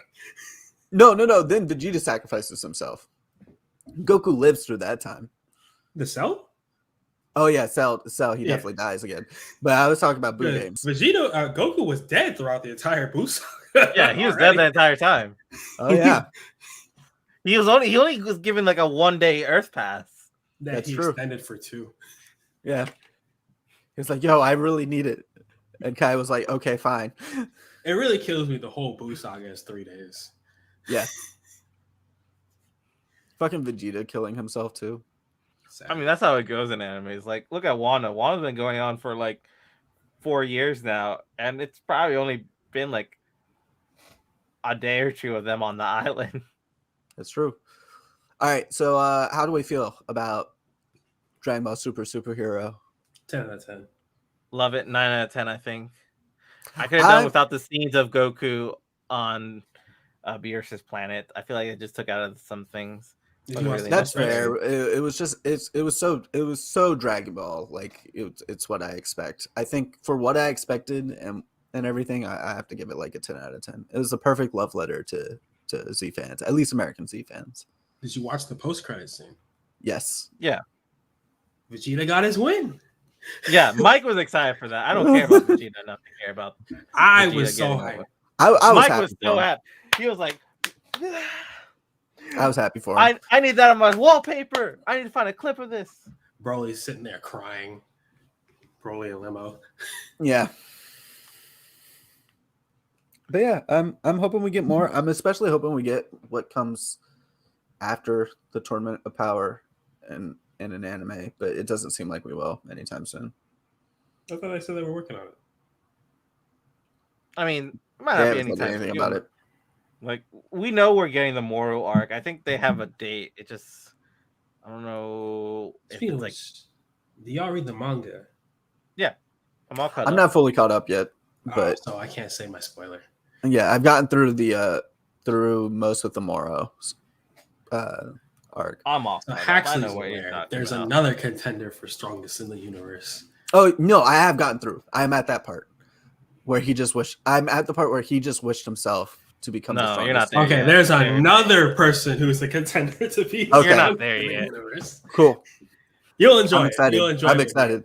I loved it. I was like, oh shit, not what I was expecting. Yeah, I am right at that point, and I was like really confused when that guy wasn't a Saiyan. Yeah, from Planet Cereal, a cereal Yeah. man. Granola. Granola. Fuck, I just realized his name is Granola, and it's because he's cereal. God damn it. Toriyama, come up with better names, please. I mean, I mean, everyone at on least he's Namek on is- brand for all of them. like all the Namekians are like wind instruments, right? Not necessarily wind instruments, but all instruments, yeah. And then all the Saiyans are vegetables Yeah, on planet Vegeta. yeah. and all Frieza's race have been like temperature. Frieza, King Cold Cold, things, Cooler. They've all fit of cold temperature. Yeah. He's at least on brand for everything. The Bree family is all like underwear. Yeah. Trunks. Trunks. Bulma. Bulma, Bola. What's their dad's name? I don't know. I think they just call him Professor Briefs. Dr. Briefs. Dr. Briefs, yeah. Kakurai! And Broly is broccoli. Oh my gosh. I didn't even realize that's just now. Yeah, and Raditz is radish. Yeah. All right, so Nappa there's is a Dr. cabbage. Brief, who married Bikini, and their child are Tights and Bulma. Who the fuck is Tights? Tights She is must have been Bulma's in that- sister. I forgot Yeah. all about her. The Yeah, blonde one, right? she never shows up again after Dragon Ball. Because she's in a different manga that he does that has Jocko of the Space Force. Because she's from a different manga in the same universe. There's also Bola and yeah, That's it. yeah, And I think after that, it's just Vegeta Jr., right? yeah. Bulma Lee, Vegeta Jr. Pan is, I guess, a little different. No, Pan is Goku's family. Yeah, And- but they're not vegetables. Well, she's a bread because Chi-Chi's family are all breads. They're all bread. What's a Chi-Chi? I think it's either Chi-Chi's or Goku's English or Earthen name. Gohan, Goku, Gohan, Goten. Yeah, Chi-Chi is a pun of milk, so it's all baking. All baking. So it goes Ox King, Chi Or Chi. cooking. Yeah. Yeah, because I was going to say Ox King doesn't sound like bread. What if Ox King has a different name? He does have a different name. But he's also Gyu Mao.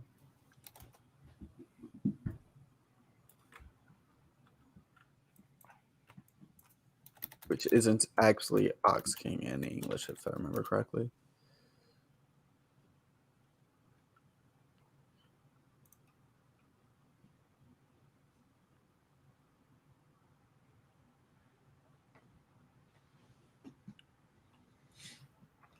I will say Gamma 2 very quickly became my favorite character in the Dragon Ball series. Well, Who you the know, fuck besides is Miguel? I'm looking at this family tree. Mr. Satan's married to someone named Miguel. Huh? Majin Buu. Miguel was the wife of Mr. Satan and the mother of Adele. She has never seen the anime or manga. She has passed away according to blah blah blah. Yeah. Her name was Miguel. Okay. And then Videl was Videl. So Pan could have been Pidel. Pidel. Yeah, I Kind of don't like know. pedal. I don't know the reason behind Pan, but you know. What? It's whatever. All right, so we've discussed this to death. Follow me at Mightiest Woman on Instagram, Twitter, and Twitch. If you like this video, please like and subscribe and comment below. You can find Haxley at HaxleyGV on pretty much everything social media, right? Yeah. TikTok, Twitch, Twitter, Instagram, HaxyGV, all of those. YouTube. YouTube. And then there's Jeff Max, who is a nobody. Yeah, we kidnap Iron when Max. we need. What do you mean? He's the beast. I am the Beast. I should have just been Jeff the Beast. I didn't know that's what the form was called. Son Jeff Beast. Yeah. And we'll see y'all next week, where it'll be just Haxley and Jeff talking about She-Hulk and Harley Quinn, and That's it, right? Possibly House of Dragons. If I actually want to see it. Oh, Yeah. you Maybe won't. House of Dragon. It probably won't be House of Dragons. Let's be real. Hax, are you gonna watch House of Dragons? I mean, if I require no knowledge, I could give it a shot. Okay. Yeah, you don't really require any knowledge of it. I will also watch it in case we do it on a different day where I can participate. So It's got dragons. It's enough for me. I'm gonna watch it. You know. we will see you on the next one. See it. Or no, you won't be able to watch House of Dragons in time. It comes out on today. Sunday. Oh, I thought it comes out next Sunday. It comes out this Sunday. Yeah, I think it comes out tonight, if I recall. Yeah, At 9 p.m. 7 p.m. or 9 9 p.m. Mm-hmm. House of the Dragons. I think it was supposed to come out next week, but they bumped it up earlier. I don't know anything about that. I'm just like, I'm pretty sure it comes out today. Everyone's been talking about it. That's definitely what it is. Probably because they wanted it to develop a little bit before Rings of Power came out. So Actually, have you seen the new fish archetype? The goatee. No. Do you know why their name is goatee? Why? because it looks like a beard. No, it's a play on how shitty English is. Because if you take the GH from goatee and say it as it is, fuck, how do they do it? Like tough. And then the O as it is women, and the T as it is, what's the word? Basically, if you say it like and how certain words use those letters, it just says fish. Okay. I forgot what the TI was. I love it. I'm for it. They look pretty. I'll look into it. Maybe I'll buy some cards and make a deck. I haven't made a new deck in a while. I haven't They're bought very Yu-Gi-Oh good. decks in a long time. There's haven't bought so much any fish decks in a support. long time. I'm surprised, actually. I didn't know that was out. I didn't know anything about this. I've been They paying have a attention a lot whole more to Make 'em Pokemon. Tsunami box out, man. Like, I got Pokemon cards in my Happy Meal yesterday. I got the Pokemon box and it didn't even fucking give me the Pokemon box. I was like, yo, let me get a Happy Meal, make sure it's the Pokemon one. And then they just didn't. And then they gave me a Space Jam toy. And I was mad as shit. That's fucking disrespectful shit. What? Yeah. So I got I would two. throw back. I'd be like, yo, so I totally asked for the Pokemon box. yeah, I was so fucking hungry and my dog had been alone for a while. So I was just trying to get home to her. What did you pull, actually? I was gonna cook chili today, but I'm So tired. far, it's a Ladybug, another Ladybug, And another lady, Rowlet, Lapras, another Lapras. Damn. Pikachu, and Cutie Fly and Cutie Fly. Damn. So at the edge, it says like 1 out of 15, 2 out of 15. So there's 15 cards you can get. I have like 6 of them. All right. 1, Bet. 2, All right. 3, 4. I'm I gonna have get out of 5 here. out of 15. I'm gonna get out of here. Y'all have a good one. We'll see you next week. You'll I'm see gonna me go and Jeff in. next week. Maybe I won't be Jeff Max. I don't know who I'll be, but I'll be somebody. The House of Jeff. House of Jeff. Welcome to the Jeffers. You could always just be Joffrey. I could be Joffrey, yeah. Yeah, throw it back. Gotcha. It all depends on how much I like this. Oh no, I don't want to be Joffrey. What? He's not even a Targaryen. I don't know where this is going. Have fun at the Red Wedding. I'll see y'all later.